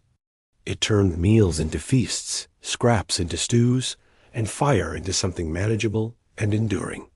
To cook without stoves once so dependent on earth and clay became a new experience with metal in hand, reminder that each new material humanity discovered was not just a tool, but a doorway to flavors, traditions, and memories that endure even now. By the time we reached the Middle Ages, cooking had become both more elaborate and more central to daily life. Castles, monasteries, villages, and towns all depended on kitchens. Yet the kind of kitchens we imagine today, with neat rows of stoves, ovens, and chimneys, did not exist for most people. Instead, cooking was still centered around the hearth, the open fire that remained the heart of the home and the community. Medieval kitchens without stoves were smoky, dangerous, and often chaotic, but they were also places of innovation, flavor, and ritual. In a medieval household, whether humble or grand, the hearth was the center of life. In cottages, this often meant a simple fire built in the middle of the room, with smoke rising through a hole in the roof or escaping through cracks in the walls. There was no chimney in the earliest centuries, and so rooms were often filled with smoke, leaving walls blackened and lungs heavy with soot. Yet around this smoky fire, meals were prepared, warmth was shared, and life continued. In larger homes and castles, kitchens were separate from living quarters to reduce the danger of fire, but the principle remained the same. Everything revolved around open flames. Cooking without stoves in the medieval period meant relying on cauldrons, spits, and sometimes simple flat irons or stones. A cauldron hung over the fire, suspended from a hook or chain, was used for stews, soups, and pottages, the staple meals of the common folk. These dishes could simmer for hours, stretching ingredients to feed entire families. Into the pot went whatever was available: grains, beans, herbs, vegetables, and scraps of meat when they could be afforded. The pottage might change from day to day, but the pot itself rarely left the fire, always ready to provide nourishment. For peasants, this constant simmering pot was the rhythm of life, modest but sustaining. Spit roasting, on the other hand, was the hallmark of wealth and status. In castles and noble houses, great hearths were built large enough to roast entire animals. Meat was skewered on long spits and turned slowly over roaring fires, a process that required constant attention. In grand kitchens, boys known as spitjacks or turnbroaches were tasked with the exhausting job of rotating spits for hours, ensuring the meat cooked evenly. Later, ingenious devices were created to assist in this work, from clockwork mechanisms to dogs running on treadmills that turned the spit. The sight and smell of roasting meat was a sign of luxury, a spectacle as much as a meal, demonstrating wealth to all who witnessed it. Medieval kitchens were also places of danger.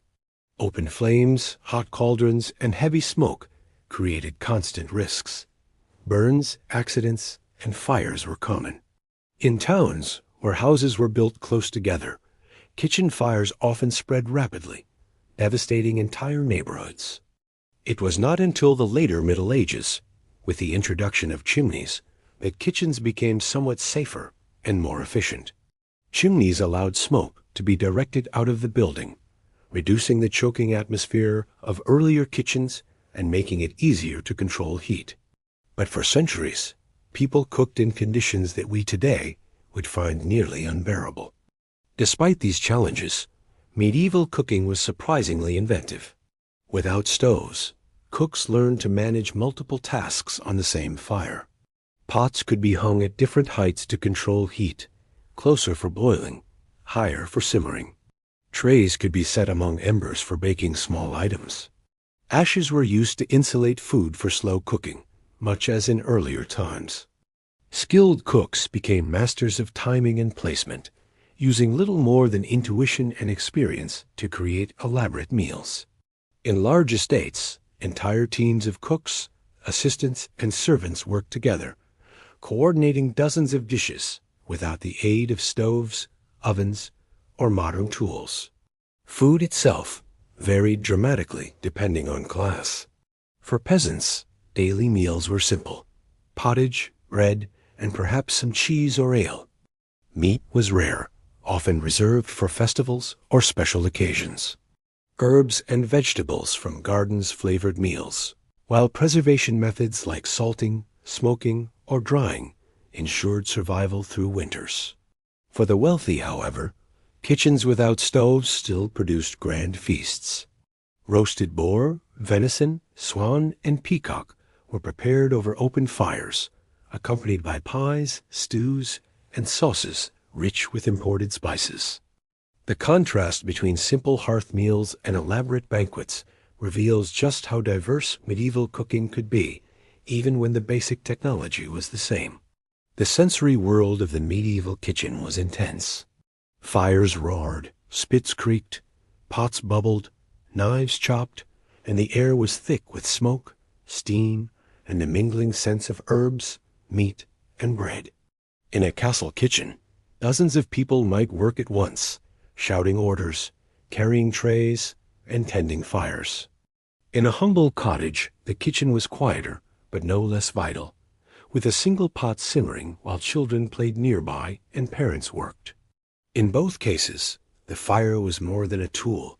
It was the heart of the household, the presence around which everything else revolved. Cooking without stoves in the medieval world also carried spiritual meaning.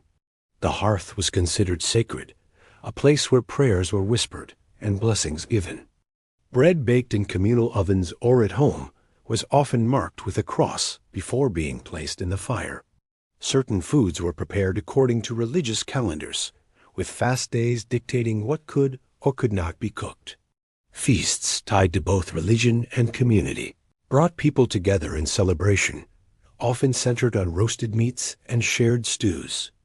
The act of cooking was not only practical, but also part of a larger rhythm of life, where food carried symbolism as well as sustenance. It is striking to realize that even the most elaborate medieval kitchens were still operating without stoves. Fires, cauldrons, spits, and embers remained the tools of the trade, requiring skill, coordination, and endurance. The smoky rooms, the constant tending of flames, the careful balancing of pots and pans, all of this was the reality of medieval cooking. And yet, out of this chaos came meals that fed families, sustained armies, and dazzled guests at feasts. The absence of stoves did not prevent creativity. If anything, it demanded more of it. When we think of medieval kitchens, it is tempting to imagine them as primitive compared to today. But in truth, they were marvels of adaptation. With little more than fire, iron, and ingenuity, people created meals that shaped culture, tradition, and community. From the peasant's humble pottage to the nobleman's grand roast, the medieval kitchen without stoves was the stage upon which daily life and extraordinary celebrations alike were played. Cooking in the Middle Ages reminds us that technology is not the only measure of skill. Even without stoves, people found ways to create warmth, flavor, and abundance. They made kitchens into hearts of homes and castles, places of smoke and fire where the most basic human need, food, became something shared, cherished, and remembered. When we think of street food today, we imagine carts and stalls, sizzling grills, fragrant spices, and vendors calling out the crowds. It feels like a modern phenomenon, tied to busy cities and bustling markets. Yet the truth is that street food has existed for thousands of years, long before stoves, restaurants, or even permanent kitchens were common. For people in ancient and medieval times, food prepared and sold in the streets was often a necessity. Many homes lacked the means to cook elaborate meals, or even to cook at all.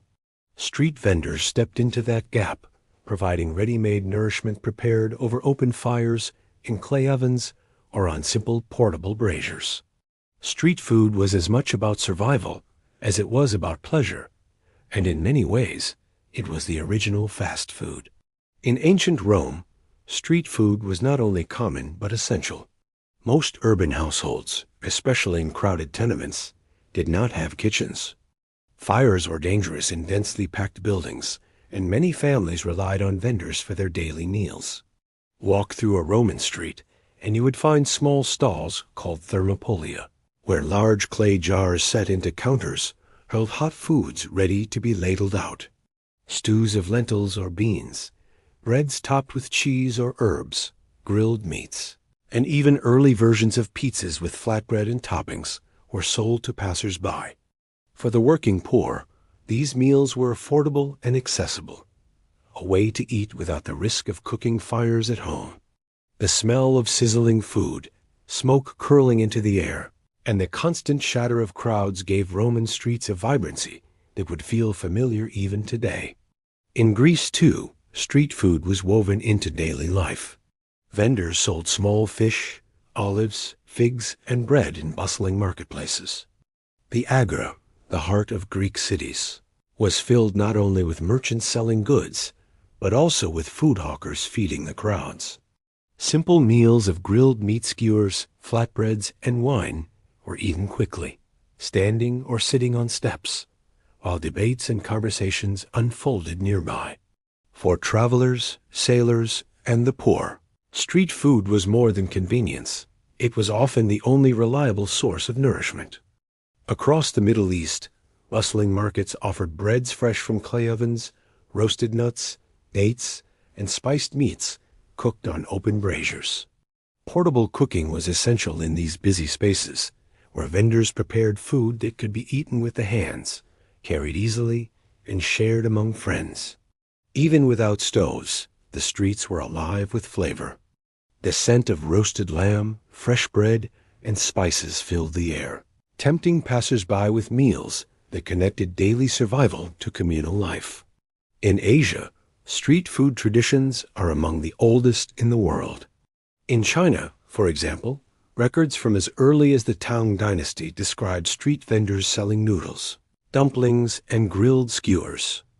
Portable braziers and clay stoves were carried into the streets, set up quickly, and used to feed crowds of workers, scholars, and travelers. Even in times when homes had cooking fires, the lure of street food remained strong because it offered variety and convenience. A hot bowl of noodles or freshly steamed dumplings could be bought for a few coins, sustaining people as they went about their day. Cooking without stoves at home did not mean going hungry. It meant relying on the life of the street. Medieval Europe also had its own forms of street food. In busy towns, pie sellers, fishmongers, and bakers filled the streets with offerings. Meat pies, filled with spiced meats or vegetables, were a popular purchase, easy to carry and eat without utensils. Roasted chestnuts, bread rolls, and pastries were sold to workers and travelers. In London and Paris, vendors walked the streets calling out their wares, carrying baskets or pushing carts with hot food kept warm by embers. For those who could not afford the time or resources to cook at home, the vendor's call was as welcome as the smell of roasting meat drifting through the air. Street food was not limited to the wealthy cities. In villages and rural fairs, vendors appeared whenever crowds gathered. Markets, festivals, and religious gatherings created opportunities for food sellers to cook over fires and feed large numbers of people. Fried cakes, roasted meats, stews served in simple bowls, all of these became part of the shared experience of community life. To eat in the street was to participate in the bustle of the marketplace, to be part of the noise, the smell, the color, and the life of the town. What made street food unique was its accessibility. It was often cheaper than preparing food at home, especially in cities where fuel for fires was expensive or restricted. It provided variety, offering flavors and ingredients that might not be available in every household. It was fast, ready to eat, and required no preparation by the buyer. And it was social, eaten in public, surrounded by neighbors, strangers, and the constant hum of life. In this way, street food was not only about feeding the body, but about feeding the spirit of the city itself. Cooking without stoves shaped street food in distinctive ways. Vendors relied on portable braziers, clay ovens, or large pots balanced over coals. They needed methods that were simple, efficient, and adaptable to open-air conditions. Food was often roasted, grilled, fried, or baked in forms that could be easily handed to customers. Bread, flat and quick to cook, was a universal staple. Meat, when available, was served on skewers, roasted or fried in fat. Stews and soups were ladled into bowls, sometimes eaten on the spot, sometimes carried home. Even drinks were part of the street food culture, with vendors selling warm wine, beer, or spiced teas to warm, weary travelers. Street food also reflected the creativity of cooks who had to make the most of what they had. Scraps of meat could be transformed into pies. Bones and broth could be stretched into soups. Leftover dough became fried cakes or breadsticks. Vendors competed not only on price, but on flavor, creating dishes that appealed to all the senses. The streets became open-air kitchens, alive with invention and resourcefulness. The legacy of street food before stoves is still with us. When we eat from food stalls today, savoring roasted meats, fried snacks, or hot bowls of noodles, we are partaking in a tradition that stretches back to ancient Rome, Greece, China, and beyond. The tools have changed: modern grills, gas burners, and electric warmers, but the essence is the same: food that is quick, flavorful, affordable, and shared in the vibrant life of the streets. Street food reminds us that cooking has never been limited to kitchens, stoves, or homes. It has always been part of public life, part of the rhythm of cities and towns, part of the story of survival and celebration. Cooking without stoves did not mean cooking without variety or flavor. On the contrary, it meant that meals were carried into the heart of human gatherings, prepared in ways that connected people to one another, to their communities, and to the life of the streets. Cooking without stoves was never just about the moment of heating food over fire. It was also about finding ways to make food last, to stretch the bounty of a harvest or the spoils of a hunt across the lean days that would surely come. Preservation was as vital as cooking itself. Without refrigerators, freezers, or sealed cans, people developed ingenious ways to keep food edible, safe, and flavorful. These methods were not only survival strategies, but also laid the foundation for entire cuisines, shaping the flavors and traditions that we still recognize today. One of the oldest and simplest methods of preservation was drying. Sun and wind, the natural forces available everywhere, could transform meat, fish, fruits, and grains into lasting stores of food. Strips of meat hung in the air, dried until tough and leathery, became early forms of jerky, portable and resilient. Fish caught in abundance could be split, laid out on racks, and dried until they hardened, light enough to carry on journeys and nourishing for weeks or months. Fruits, when cut thin and left in the sun, concentrated into sweet, chewy morsels that could brighten meals long after the harvest season had passed. Drying was simple, but it was effective, and it turned fleeting abundance into something enduring. Salt, when available, was another powerful tool. In many parts of the world, salt was more than seasoning. It was a lifeline. Meat or fish rubbed with salt drew out moisture, preventing bacteria from taking hold, and could be stored for months. Salted cod became a staple in Europe, traded across oceans, and feeding populations far from the sea. In Asia, salted fish and vegetables became the foundation for countless dishes. Salt itself became so valuable that it was used as currency, traded, hoarded, and fought over. A pinch of salt was more than flavor. It was preservation, security, and wealth. Smoking was often combined with drying and salting. Food suspended over smoldering fires absorbed not only the heat, but also the smoke, which acted as a preservative. Meats and fish hung in smokehouses developed a depth of flavor that went beyond survival, becoming delicacies as much as necessities. The smoky taste lingered in every bite, reminding people of the fire that had preserved their food. Across the world, from Native American smokehouses to European villages, from African homesteads to Asian coasts, smoking was a universal answer to the same problem: how to make food last. Fermentation added another layer of ingenuity. By allowing foods to transform through natural processes, people discovered not only preservation, but entirely new flavors and nutrients. Cabbage turned into sauerkraut, sharp and tangy, lasting through winters when fresh vegetables were scarce. Milk soured into yogurt and cheese, both longer lasting and easier to digest than fresh milk. Grains and fruits fermented into beer and wine, which were safer to drink than water in many places. Soybeans transformed into sauces and pastes that became the heart of East Asian cooking. Fermentation was magic in slow motion, turning perishables into staples and expanding the very idea of what food could be.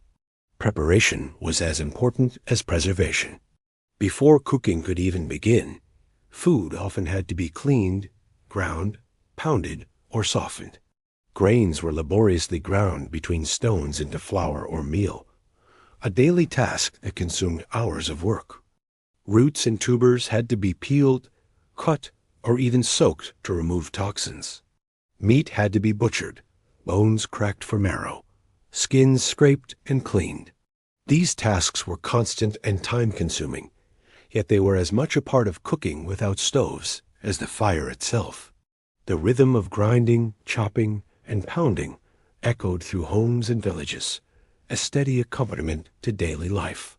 Preservation and preparation also shaped social structures.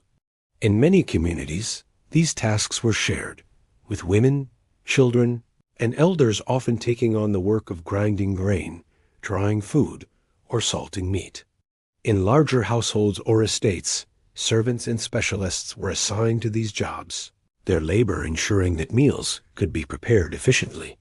Festivals and communal gatherings often included preservation work, villages coming together to salt fish after a large catch, or to dry fruit after a harvest.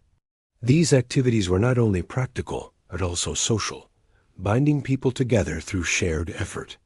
The flavors born of preservation were not merely tolerated, but celebrated. The sharp tang of pickles, the depth of smoked meats, the richness of cheese, the savor of fermented sauces all became central to cuisines around the world. What began as necessity turned into preference. People grew to crave the flavors of preserved foods, to associate them with seasons, festivals, and daily meals. Entire culinary traditions emerged from these methods. Imagine the Middle Ages in Europe without salted herring, or East Asia without soy sauce, or the Mediterranean without olives preserved in brine. Preservation was not just survival, it was culture. Cooking without stoves often depended on preserved foods. In winter, when fires burned low and fresh produce was scarce, dried grains and salted meats kept families alive. On journeys, when fires could only be built quickly and briefly, preserved foods offered sustenance. Armies marched on salted beef, dried biscuits, and fermented drinks. Sailors crossed oceans with barrels of salted fish and dried fruit. Without preservation, mobility would have been impossible, and the spread of cultures, trade, and exploration would have been far slower. The rituals of preservation carried meaning as well. In some cultures, the first salted fish of the season was offered to gods or ancestors. In others, the preparation of pickles or the brewing of beer marked turning points in the year, tied to harvests and cycles of nature. Preserved foods became symbols of continuity, of life carried through dark times, of resilience against hunger and uncertainty. The act of preserving food was, in its own way, a gesture of hope. Even today, we remain deeply connected to these ancient methods. We refrigerate and freeze now, but still we salt, smoke, dry, and ferment, not because we must, but because we love the flavors and traditions that result. A smoky piece of bacon, a tangy pickle, a sharp cheese, a glass of beer, all carry within them the memory of times when preservation was essential. They remind us that cooking without stoves was never only about the fire, but also about the foresight to save food for tomorrow, and the creativity to turn necessity into delight. Preservation and preparation were the invisible halves of cooking, the quiet work that made meals possible. Without them, the fire would have had little to cook. They were the unseen foundation of survival, the daily rhythm of grinding, salting, drying, smoking, and fermenting. In their patience and persistence, they embody the essence of human ingenuity, the ability to transform the fleeting abundance of nature into lasting nourishment, and to turn survival into culture. Human life has never been entirely settled. For much of our history, people were wanderers, following herds across plains, rivers across landscapes, or seasons across mountains. Even after the rise of farming and villages, there were always those who traveled, herders moving with their flocks, soldiers marching on campaign, merchants carrying goods along trade routes, and pilgrims walking roads of faith.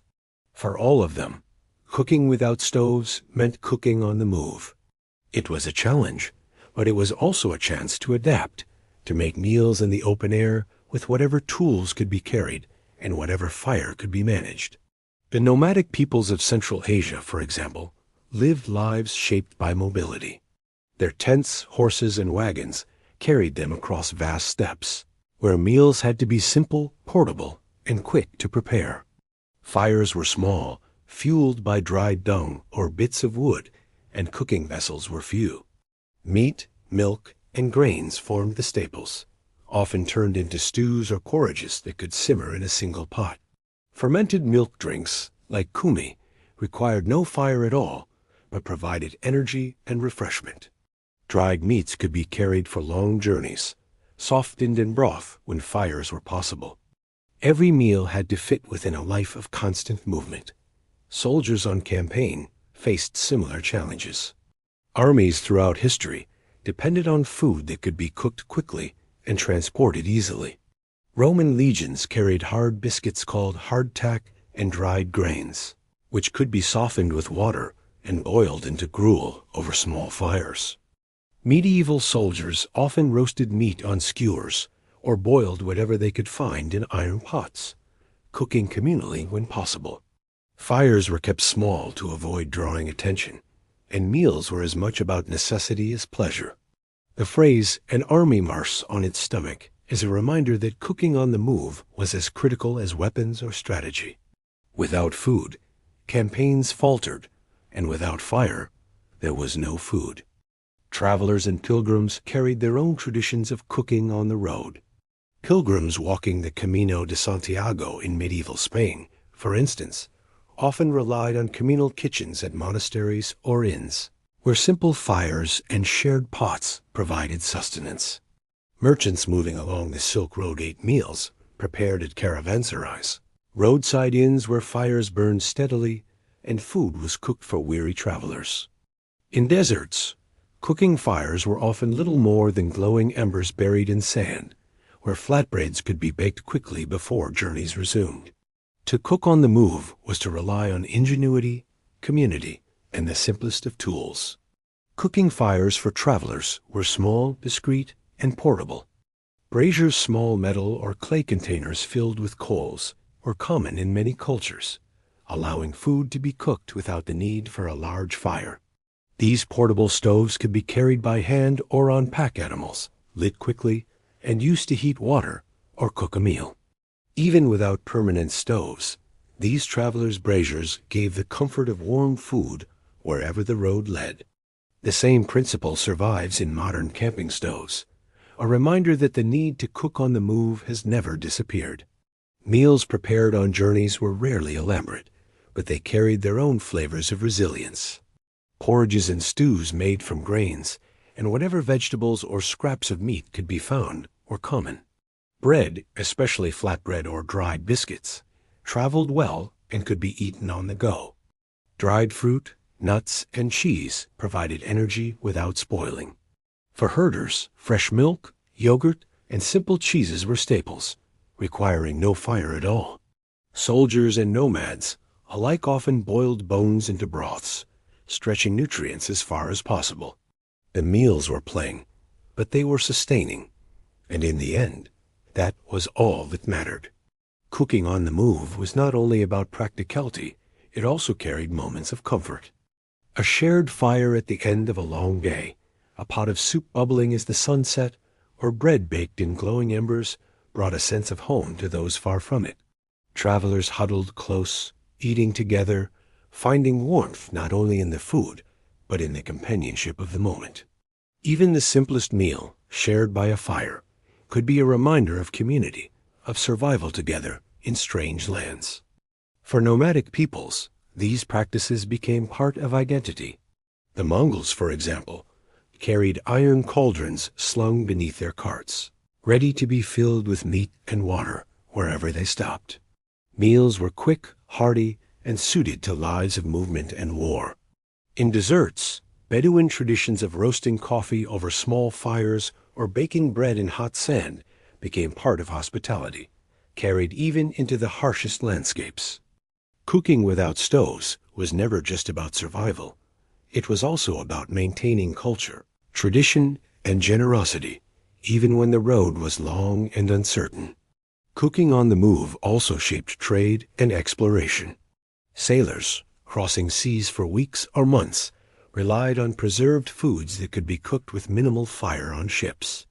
Dried beans, salted meat, and hardtack formed the basis of maritime diets, with occasional stews prepared in large pots when seas were calm enough for fires.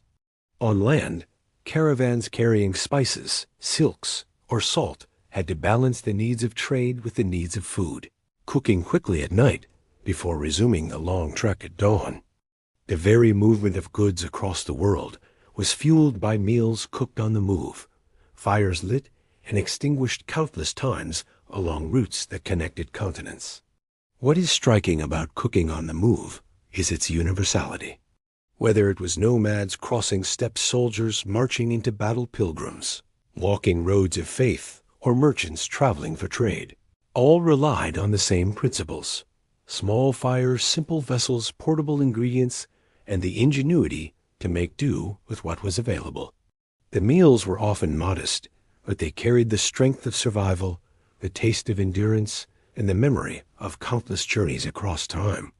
Even now, the echoes remain. Campfires, roadside picnics, portable grills all carry within them the spirit of cooking on the move.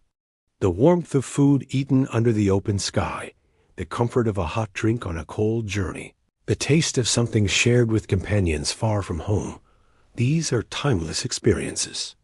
Cooking without stoves on the road was never about luxury, but it was always about life, about carrying the flame of survival wherever people wandered. When we picture castles, we often think of towering walls, grand halls, and noble lords dining at long wooden tables. Yet behind those feasts, hidden from the sight of guests, were kitchens that worked tirelessly without the help of stoves. In the great estates of medieval Europe, cooking was a monumental task. It required vast fires, heavy cauldrons, and teams of servants working in smoky, sweltering chambers. These kitchens were unlike anything in the homes of common folk, yet they still relied on the same fundamentals: open flames, iron pots, and the patience of cooks who learned to control fire with skill and experience. Castle kitchens were designed for scale. Unlike a peasant cottage, where one pot simmered over a hearth to feed a family, the kitchens of lords and kings prepared food for hundreds of people at once. Fires roared in wide hearths large enough to roast entire animals. Spits held deer, boar, or even whole oxen, turned slowly by servants or mechanical devices. Rows of cauldrons bubbled with soups, sauces, and stews, while bakers tended great bread ovens built of stone and clay. Every day, the kitchen produced food not only for the lord's family, but for soldiers, servants, and guests, each expecting meals suited to their rank. Cooking without stoves in these kitchens meant careful organization. Fires had to be lit early, long before dawn, to build the coals needed for steady heat. Wood was consumed in enormous quantities, carried and stacked by workers whose job it was to ensure the fires never faltered. Smoke filled the air despite chimneys, blackening ceilings and coating walls with soot. The heat was overwhelming, especially in summer, and the danger of burns or accidents was constant. Yet in this chaos, meals were prepared with surprising sophistication. Spices from distant lands flavored sauces, delicate pastries were baked for noble tables, and meats were roasted to golden perfection. The staff of a castle kitchen was a small army. At the top stood the head cook, responsible for planning meals, ordering ingredients, and overseeing preparation. Beneath them worked assistants, each tasked with specific duties: roasting meats, preparing vegetables, baking bread, or stirring sauces. There were also scullions, often children or the lowest-ranking servants, who scrubbed pots, fetched water, and carried wood. The scale of labor was immense, and without stoves or modern tools, everything depended on human effort and careful timing. Feasts and castles were spectacles of power as much as meals. When nobles hosted guests, the kitchen became the stage behind the stage, producing dishes meant to impress as well as nourish. Entire animals might be roasted and presented whole, sometimes even redressed in their feathers or fur for display. Elaborate pies were filled with spiced meats or even live birds that burst forth when the crust was cut. Sauces were prepared with imported cinnamon, cloves, or pepper, the rarity a sign of wealth. Every dish that emerged from the smoky, bustling kitchen carried with it the message of the Lord's status and generosity. Yet not all meals were grand. Day-to-day cooking in estates was often practical, though still on a large scale. Stews, porridges, and breads were staples for servants and soldiers, prepared in vast cauldrons and distributed in simple bowls. These meals echoed the humble fare of peasants, but multiplied to feed dozens or hundreds at once. The contrast between the Lord's banquet and the servant's bowl was stark, yet both came from the same fire, the same kitchen, the same staff laboring endlessly in heat and smoke. The architecture of castle kitchens reflected their importance. Many were built apart from the main hall to reduce the risk of fire, connected by covered walkways so that food could be carried in without exposure to rain or wind. High ceilings and large chimneys helped vent smoke, though never completely. Some kitchens had multiple hearths, bread ovens, and preparation rooms, allowing many tasks to happen at once. Water was often brought in by pipes or carried in heavy buckets, a constant necessity for both cooking and cleaning. Every detail of design spoke to the challenge of feeding so many people without the convenience of stoves. Cooking without stoves in castles also meant reliance on tradition and apprenticeship. Recipes were not written as we know them today, but passed orally or noted briefly in manuscripts for reference. Cooks learned by watching, by stirring, by tending fires day after day until they knew by instinct when meat was done or sauce was thickened. Measurements were by handfuls, pinches, and instincts rather than cups or spoons. In this way, knowledge was preserved, passed from one generation of cooks to the next, ensuring that meals continued to emerge from the fire's glow, no matter how chaotic the kitchen might be. The sensory experience of a castle kitchen would have been overwhelming. Fires roared, spits squeaked, knives clattered on wooden blocks.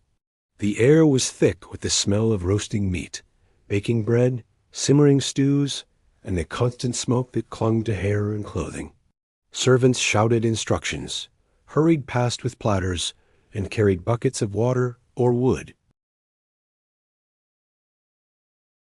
To stand in such a kitchen was to feel the heartbeat of the castle itself, for here was where its power and wealth were made visible through abundance.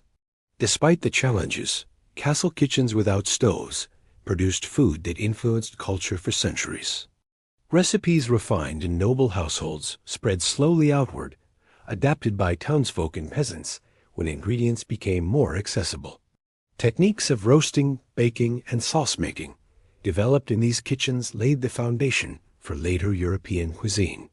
Even the idea of the kitchen as a separate, specialized space came from these estates, where the scale of cooking demanded dedicated rooms and staff. It is humbling to think that all of this, the feasts, the daily meals, the traditions, was accomplished without stoves. There were no knobs to turn, no ovens that held steady temperatures, no timers or thermometers. Only fire, wood, iron, and human skill. The cooks of castles and estates lived in a world where every meal was a triumph of adaptation, where food emerged from heat and smoke shaped not by machines, but by hands and instincts.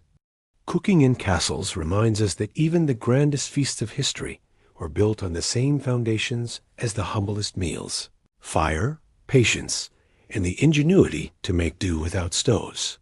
Behind every banquet hall, in the heat of every smoky kitchen, people labored to transform raw ingredients into nourishment and spectacle alike. And though we may picture the nobles at their tables, it is the cooks and their fires that kept the castle alive. While castles and estates produced grand feasts over roaring hearths, the everyday reality for most people in the medieval and early modern world was far humbler. Common folk peasants, laborers, farmers, and townspeople cooked without stoves in ways that were shaped by scarcity, resourcefulness, and the rhythms of daily survival. Their meals were not lavish, but simple, practical, and often repetitive. Yet they sustained lives of hard work and constant labor. To understand how most of humanity ate for centuries is to understand how fire, patience, and ingenuity shaped meals for the common table. In a peasant's cottage, the hearth was often the only source of cooking. A single fire burned in the center or against one wall, its smoke escaping through the roof or drifting into the room. There was no chimney in the earliest homes, so smoke clung to walls, ceilings, and clothes. Despite this discomfort, the hearth was essential, providing warmth in winter and a place to cook meals year-round. A cauldron or pot might hang over the flames, suspended by a chain or iron hook, and in that pot a single dish could simmer for hours, sometimes even days. This was the heart of peasant cooking, the pottage. Pottage was a thick stew made from whatever ingredients were available: grains, beans, peas, root vegetables, and occasionally bits of meat. It was endlessly adaptable. One day it might be flavored with onions and herbs, the next with cabbage and carrots, the next with bones left from a slaughter. The pot was rarely emptied completely, but instead added to over time, creating a constantly evolving meal. In this way, food was stretched as far as possible, ensuring that nothing was wasted. Bread, coarse and dark, was often dipped into the pottage to fill the stomach. For many, this was breakfast, lunch, and dinner, day after day. Grain-based foods were staples for the common folk. Barley, oats, rye, and later wheat were ground into flour or meal, then turned into porridge, gruel, or bread. Porridge was eaten hot, sometimes flavored with milk or honey when available, sometimes plain and unadorned. Bread was often coarse, heavy, and made from mixed grains rather than fine white flour, which was reserved for the wealthy. Still, bread was essential, the foundation of the diet, baked in communal ovens when available, or cooked on flat stones near the hearth. The phrase daily bread reflects just how central it was to survival. Meat was rare for peasants. Most animals were too valuable alive to be eaten regularly. They provided milk, eggs, wool, or labor. When meat did appear in the diet, it was usually on feast days, during festivals, or after a slaughter in preparation for winter. Pork was the most common, as pigs could be raised cheaply and fed scraps, but even then, every part of the animal was used carefully. Sausages, blood puddings, and preserved cuts ensured that nothing was wasted. More often, common folk relied on fish, both fresh and preserved. In coastal and river regions, fish provided essential protein, while salted herring and dried cod were traded widely, feeding communities far from the sea. Vegetables and herbs played a central role in common diets. Gardens provided cabbages, leeks, onions, beans, and root crops, which were hardy and stored well through the colder months. Herbs added flavor when spices were too costly. Garlic, parsley, sage, and dill grew in cottage plots and gave character to otherwise plain dishes. Wild foods were also gathered: mushrooms, berries, nuts, and edible greens from the fields and forests. These contributions helped stretch meals and added variety to otherwise monotonous diets. Cooking without stoves for common folk often meant multitasking with fire. A pot might hang over flames, bread might bake in ashes, and small items might be roasted on skewers at the same time. Control of heat was imprecise, requiring constant adjustment, shifting pots closer or farther, banking coals, or covering embers with ash to keep them warm longer. Skill in managing the hearth was essential, and it was usually women who tended the fire, cooked meals, and taught children the rhythms of kitchen life. Their knowledge, passed through generations, was the true technology of the common kitchen. Meals were often communal, shared by the family or even by neighbors. Food was placed in a single pot or on a shared board, with everyone dipping bread or spoons into the same dish. Plates and cutlery were rare. Wooden bowls, hands, and knives sufficed. The act of sharing was as important as the food itself, reinforcing bonds of family and community. In times of scarcity, sharing meant survival.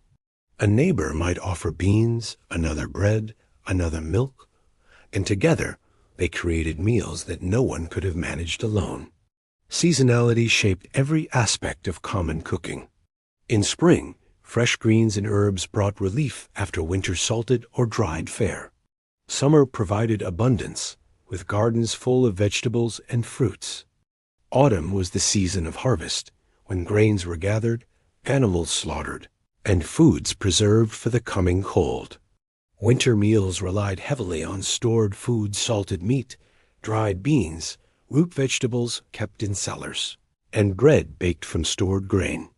The rhythm of the seasons dictated not only what was eaten, but how it was cooked, when fires were kept strong, and when they were banked low to save fuel. Fuel itself was precious. Wood was not always abundant, and gathering it took time and effort.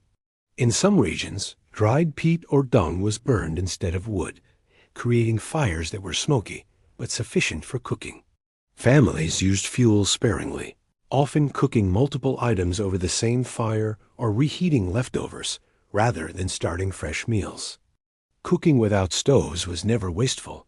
It was always about making the most of limited resources, stretching both ingredients and fire as far as possible.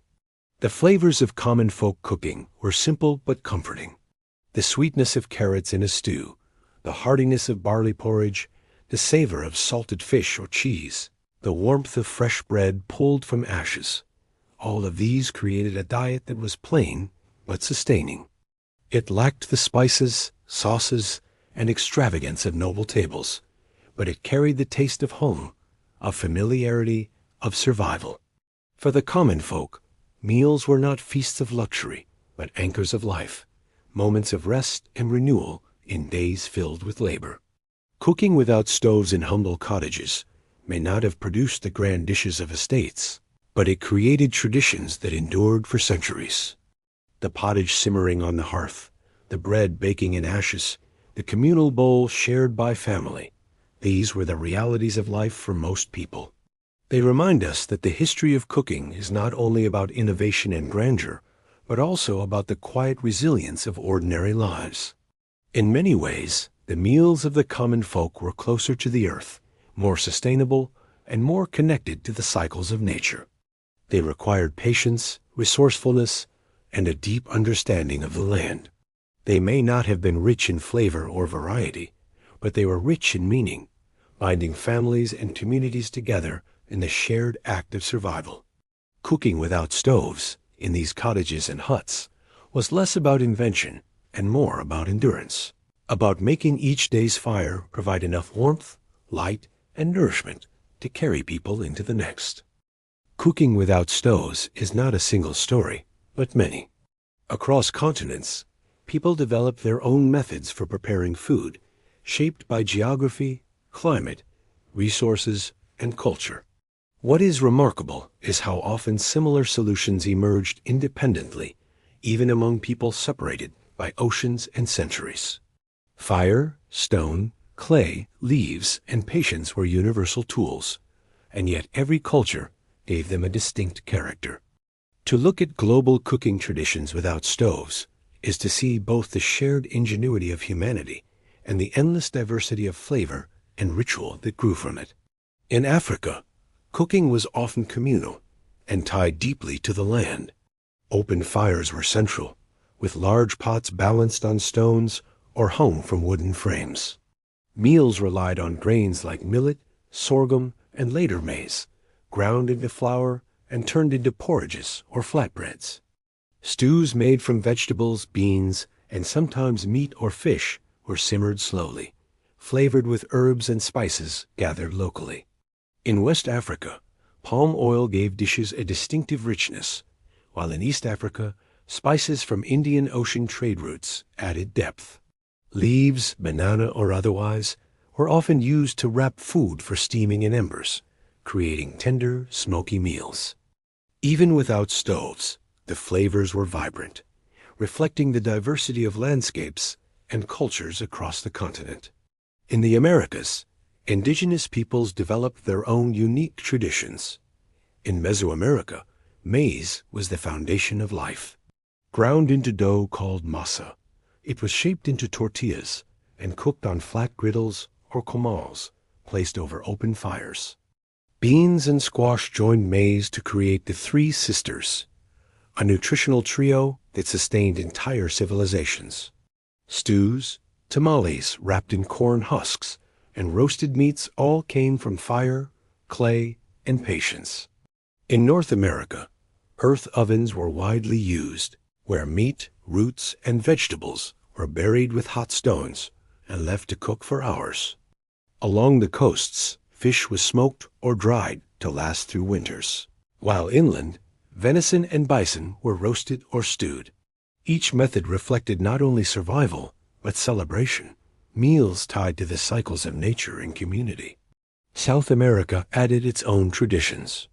In the Andes, potatoes were central, often cooked in earth ovens or dried into chuno, a preserved form that lasted for months.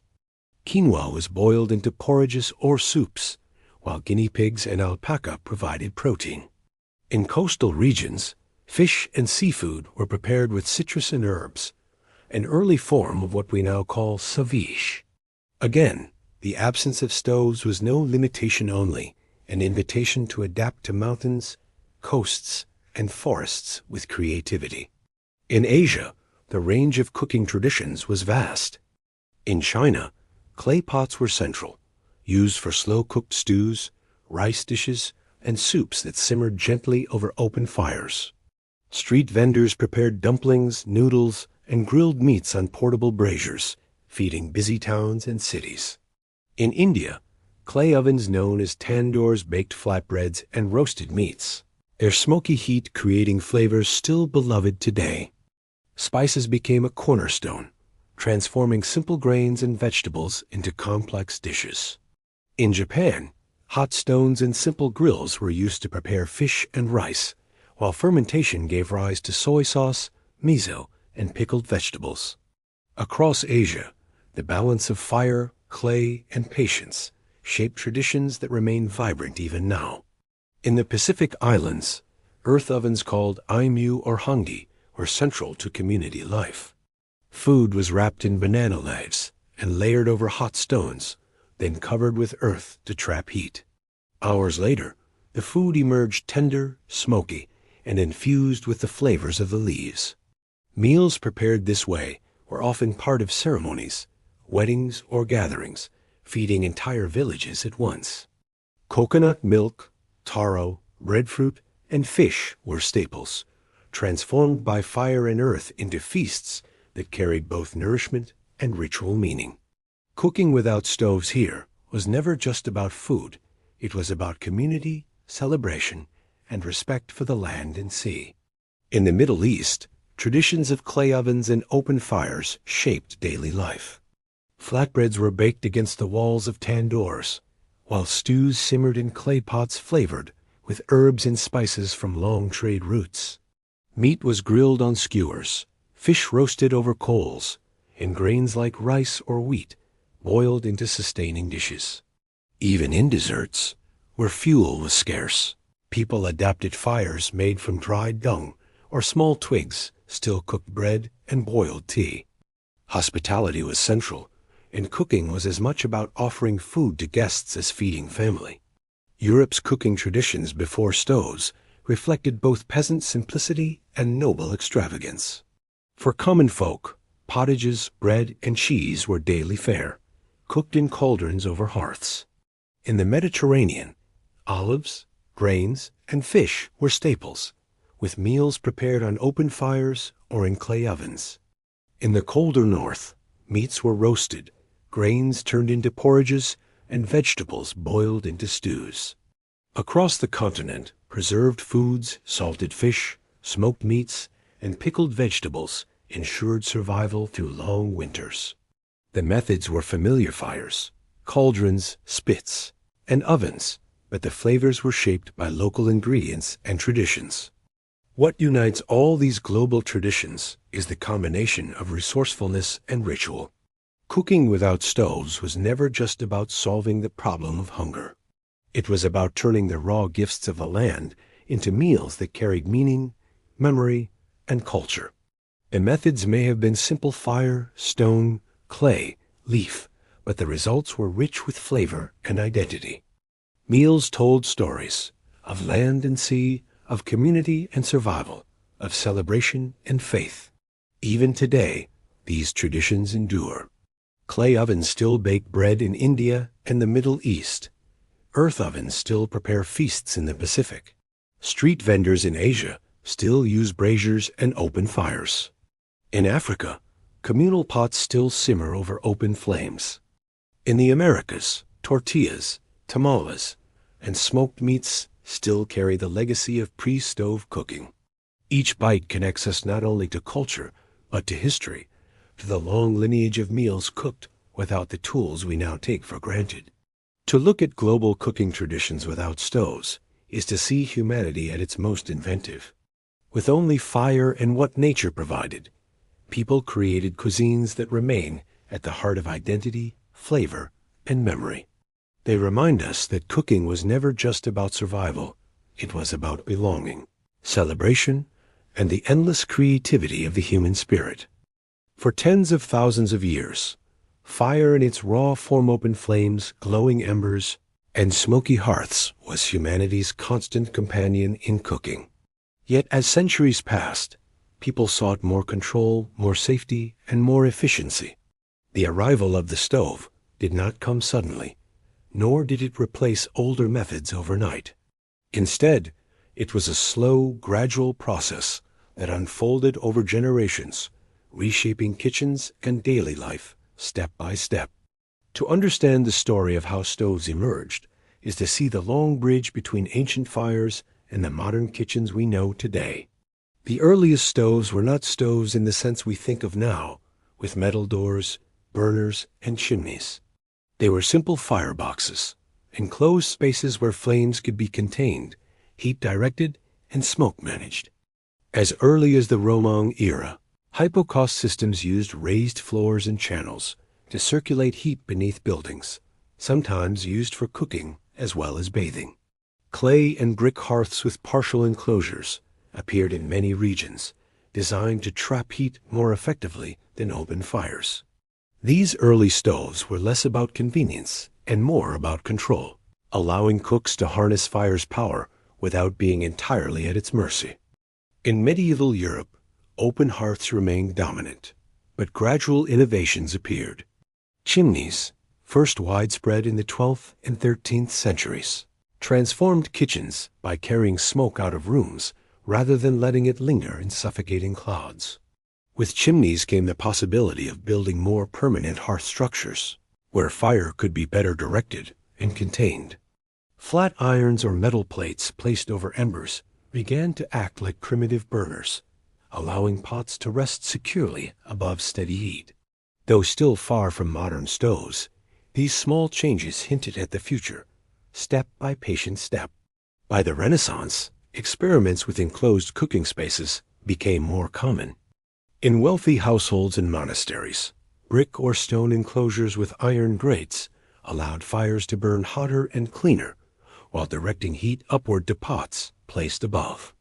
These early stove-like structures made cooking somewhat easier and safer, though they remained expensive and rare. Most common people still cooked over the same smoky hearths their ancestors had known for centuries. The slow arrival of stoves was not about instant change, but about parallel worlds one, where innovation crept forward and another where tradition remained. The real transformation began in the 17th and 18th centuries, when enclosed cast iron stoves started to appear. In Germany and Scandinavia, 5-plate or 6-plate stoves were developed, built of iron plates that trapped heat and radiated it steadily. At first, these stoves were used primarily for heating rooms, but cooks quickly adapted them for food preparation.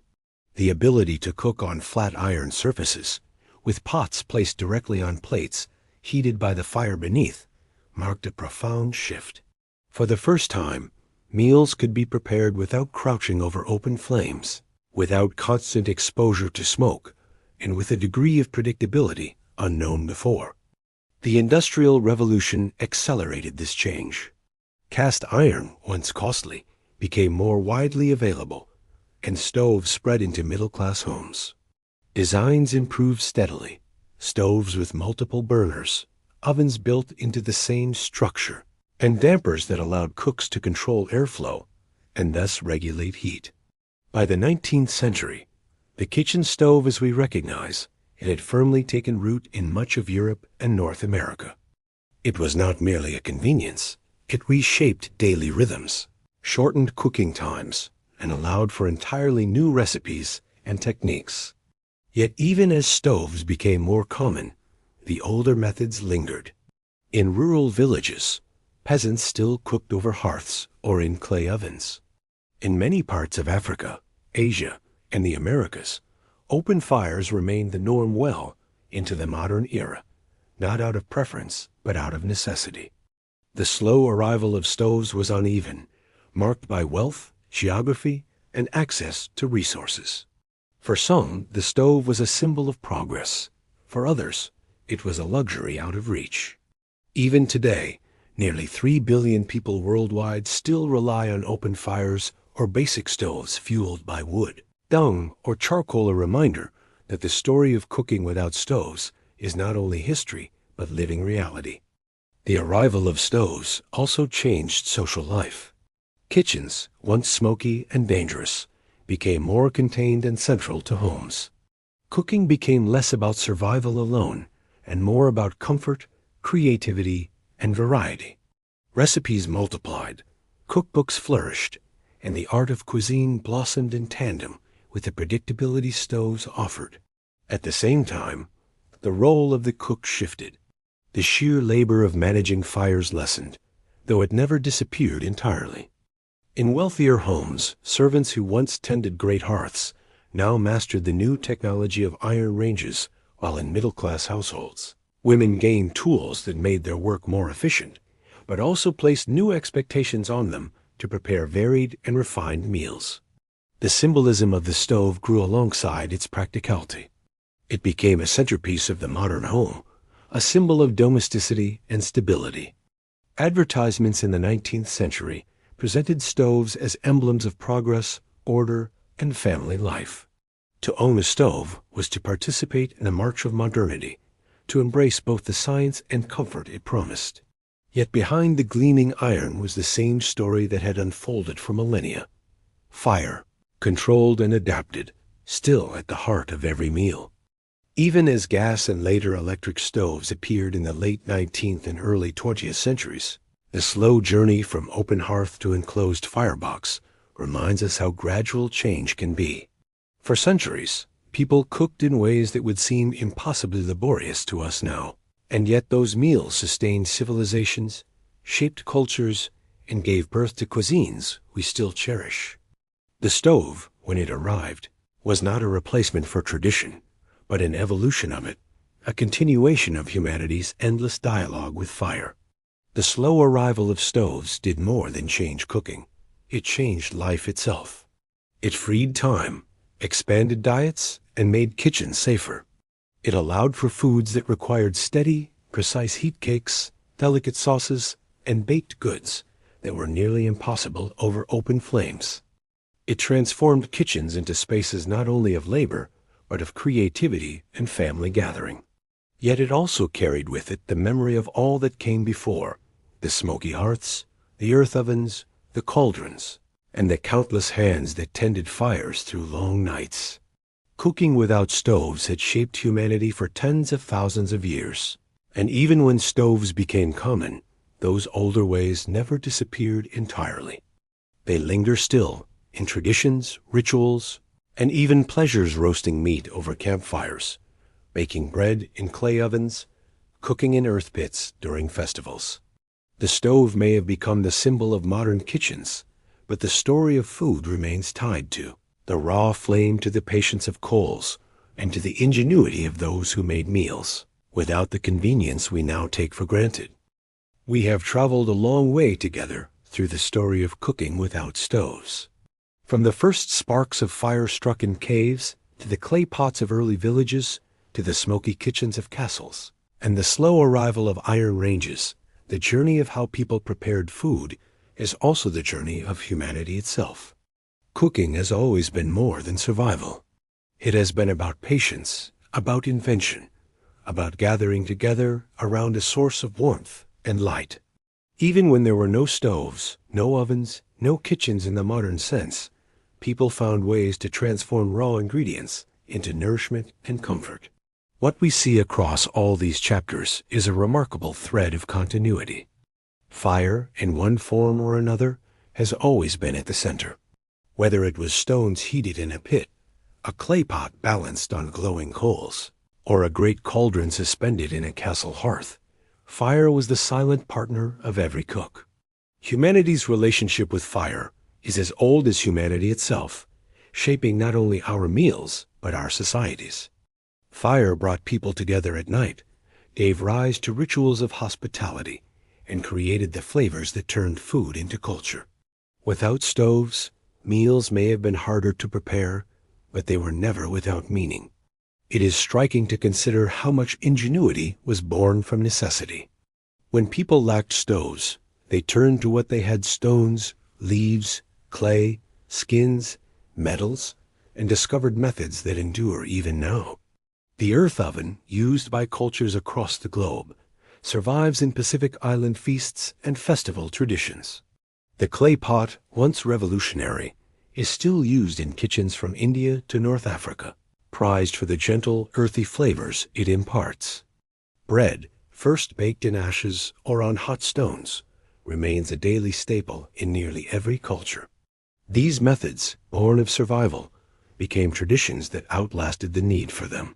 Cooking without stoves also reveals the resilience of common people.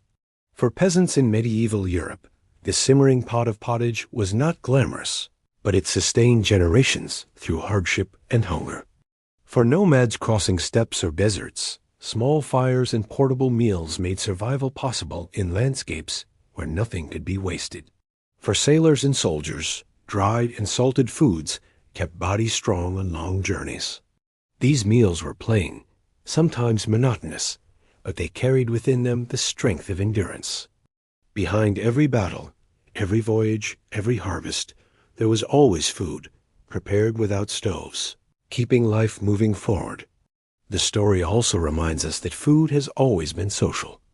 Meals were rarely solitary affairs. They were shared from common pots, eaten with hands, passed from one to another.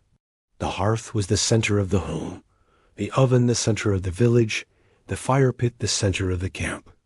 Cooking without stoves was not only about preparing food, it was about creating spaces of belonging. Even when resources were scarce, the act of sharing a stew, breaking a loaf, or passing roasted meat around a fire reinforced bonds of community. To eat together was to live together, and to live together was to survive. When stoves finally arrived, they did not erase this history, but built upon it. They made cooking more predictable, safer, and more varied, but they carried with them the echoes of older ways. Every time bread bakes in an oven, it recalls the ash-baked loaves of long ago. Every stew simmering on a modern stove carries within it the memory of pots hanging over open flames. Every grilled skewer at a street stall whispers of meat once roasted on sticks above campfires. The stove may have changed the technology, but it did not change the essence of cooking, the transformation of raw into nourishment, of hunger into satisfaction, of ingredients into memory. Today, In a world of electric burners, gas ranges, and microwave ovens, it may seem as though the story of cooking without stoves is finished. Yet it endures. Campfires still glow in the wilderness, with meals roasted on sticks or baked in embers. Clay ovens are still built for festivals, their smoky flavors treasured. Street vendors still prepare food on braziers, their fires alive with history. And in our own kitchens, we still preserve, ferment, smoke, and dry foods in ways that began long before stoves existed. The past is never as far away as it seems. There is something soothing about remembering this continuity, especially as we prepare for sleep. The thought that for tens of thousands of years, people just like us ended their days around fires, waiting for pots to bubble, for bread to bake, for meat to roast. They, too, sought comfort in food, warmth in flame, and connection in shared meals. Their fires have gone out, but their traditions live on in us, in every bite we eat, in every meal we share. The story of cooking without stoves is the story of us all, a reminder that no matter how far we advance, we are always linked to the simple act of sitting near a fire and letting it feed both body and soul. So as we close this long journey together, take a moment to reflect on the power of something as ordinary as cooking. It is ordinary, yes, but it is also extraordinary. It has carried humanity through cold winters, long journeys, and endless change. It has given rise to traditions, celebrations, and comfort. And it has always been with us, even in the absence of stoves, even in the humblest of fires.